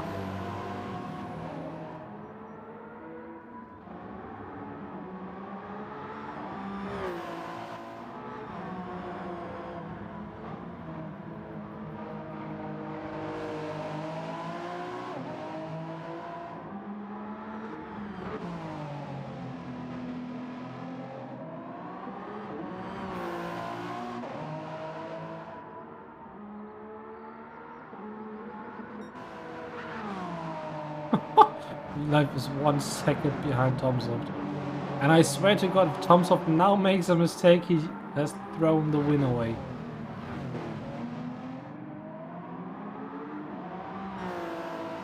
That's very, very risky. Very freaking risky.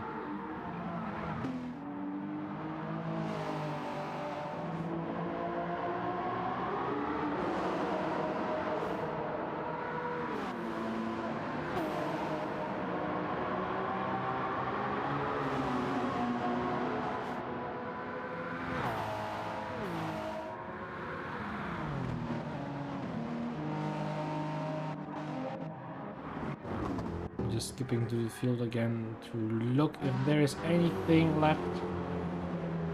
The only thing that is left is either Helly and Johnny battling for the golden pineapple, and the Tomsoft might as well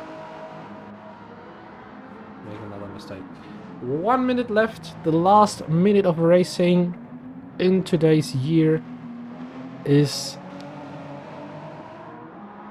now underway, and let's use this time and follow Tomsoft on his fastest lap in the cockpit perspective.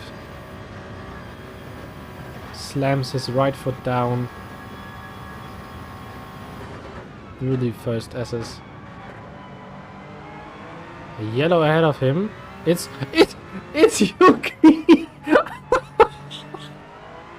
It's Yugi who spins right off turn 4. Tomsoft actually is 1/10 ahead in his best time without having battery, without the hybrid motor. Now pulling out of the slipstream from Confi, which ruined Tomsoft's hot lap. Nah, he's not going to ruin it. Tomsoft is the only one who can ruin his hot lap.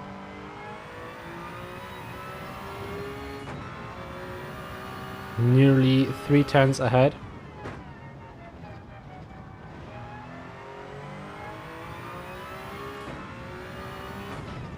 Nashel already finished his race. Will also finished his race. And Tomsoft finishes, I think. And wait a second.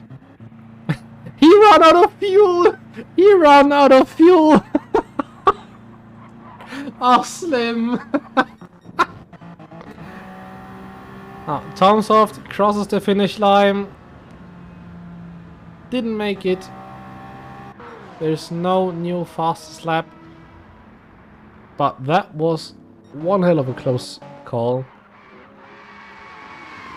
Yugi slams his car away. Charles also finishes now his racing stint in P3.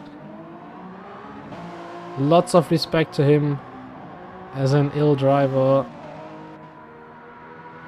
Finishes P3. GG's to him. Confi finishes in P9. GT Ike finishes in P8. Very nice racing stint from him. Johnny finishes in P10. And Helly finishes in P11. And ladies and gentlemen, this was our 3-hour race in Trial Mountain.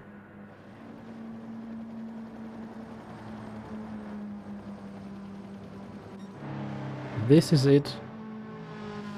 Congratulations to everyone for participating today in our test race. The 2022 season is over. And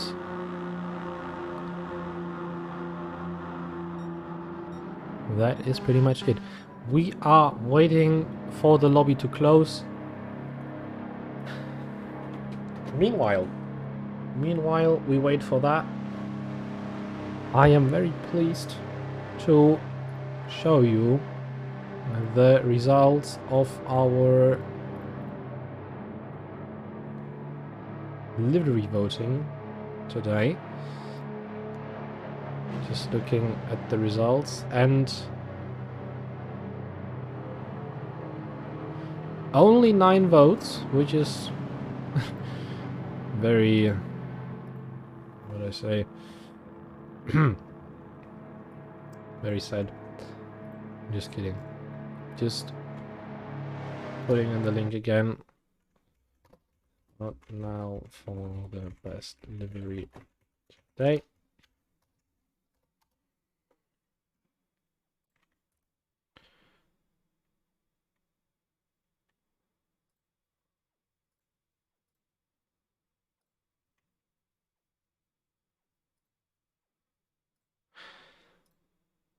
And that's pretty much it. Currently leading is a, I would say livery I haven't thought is going to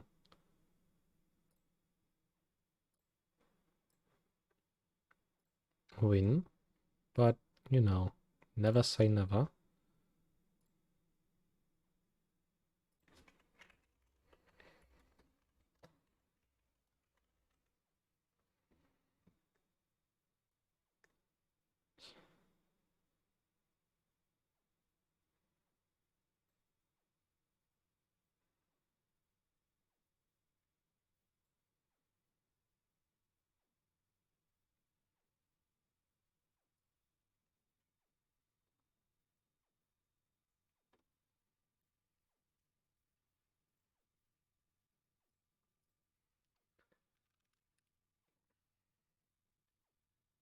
Thing is that we will have to see how the gaps are when everyone submits their gap in the right way possible.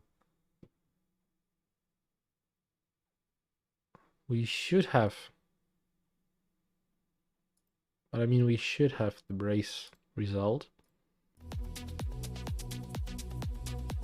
In the meantime, I would say let's enjoy a little bit of music.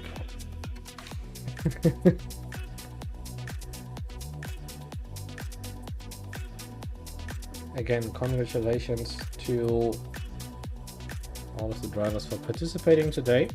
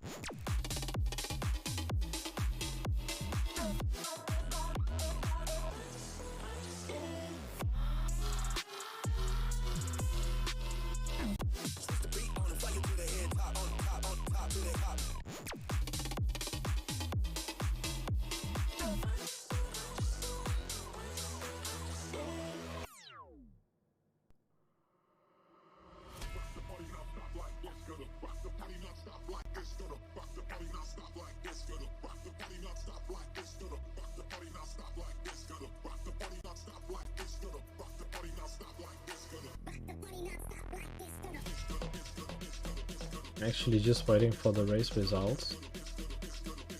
Meanwhile, I just got the information that the Japanese GT producer has Yamaguchi.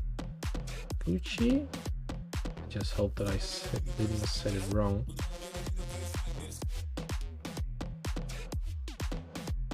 No, Kaz Yamauchi did like a picture from Tomsoft. What a coincidence. Yeah, I'm actually just waiting for the gaps to be submitted so I can show you the final race results.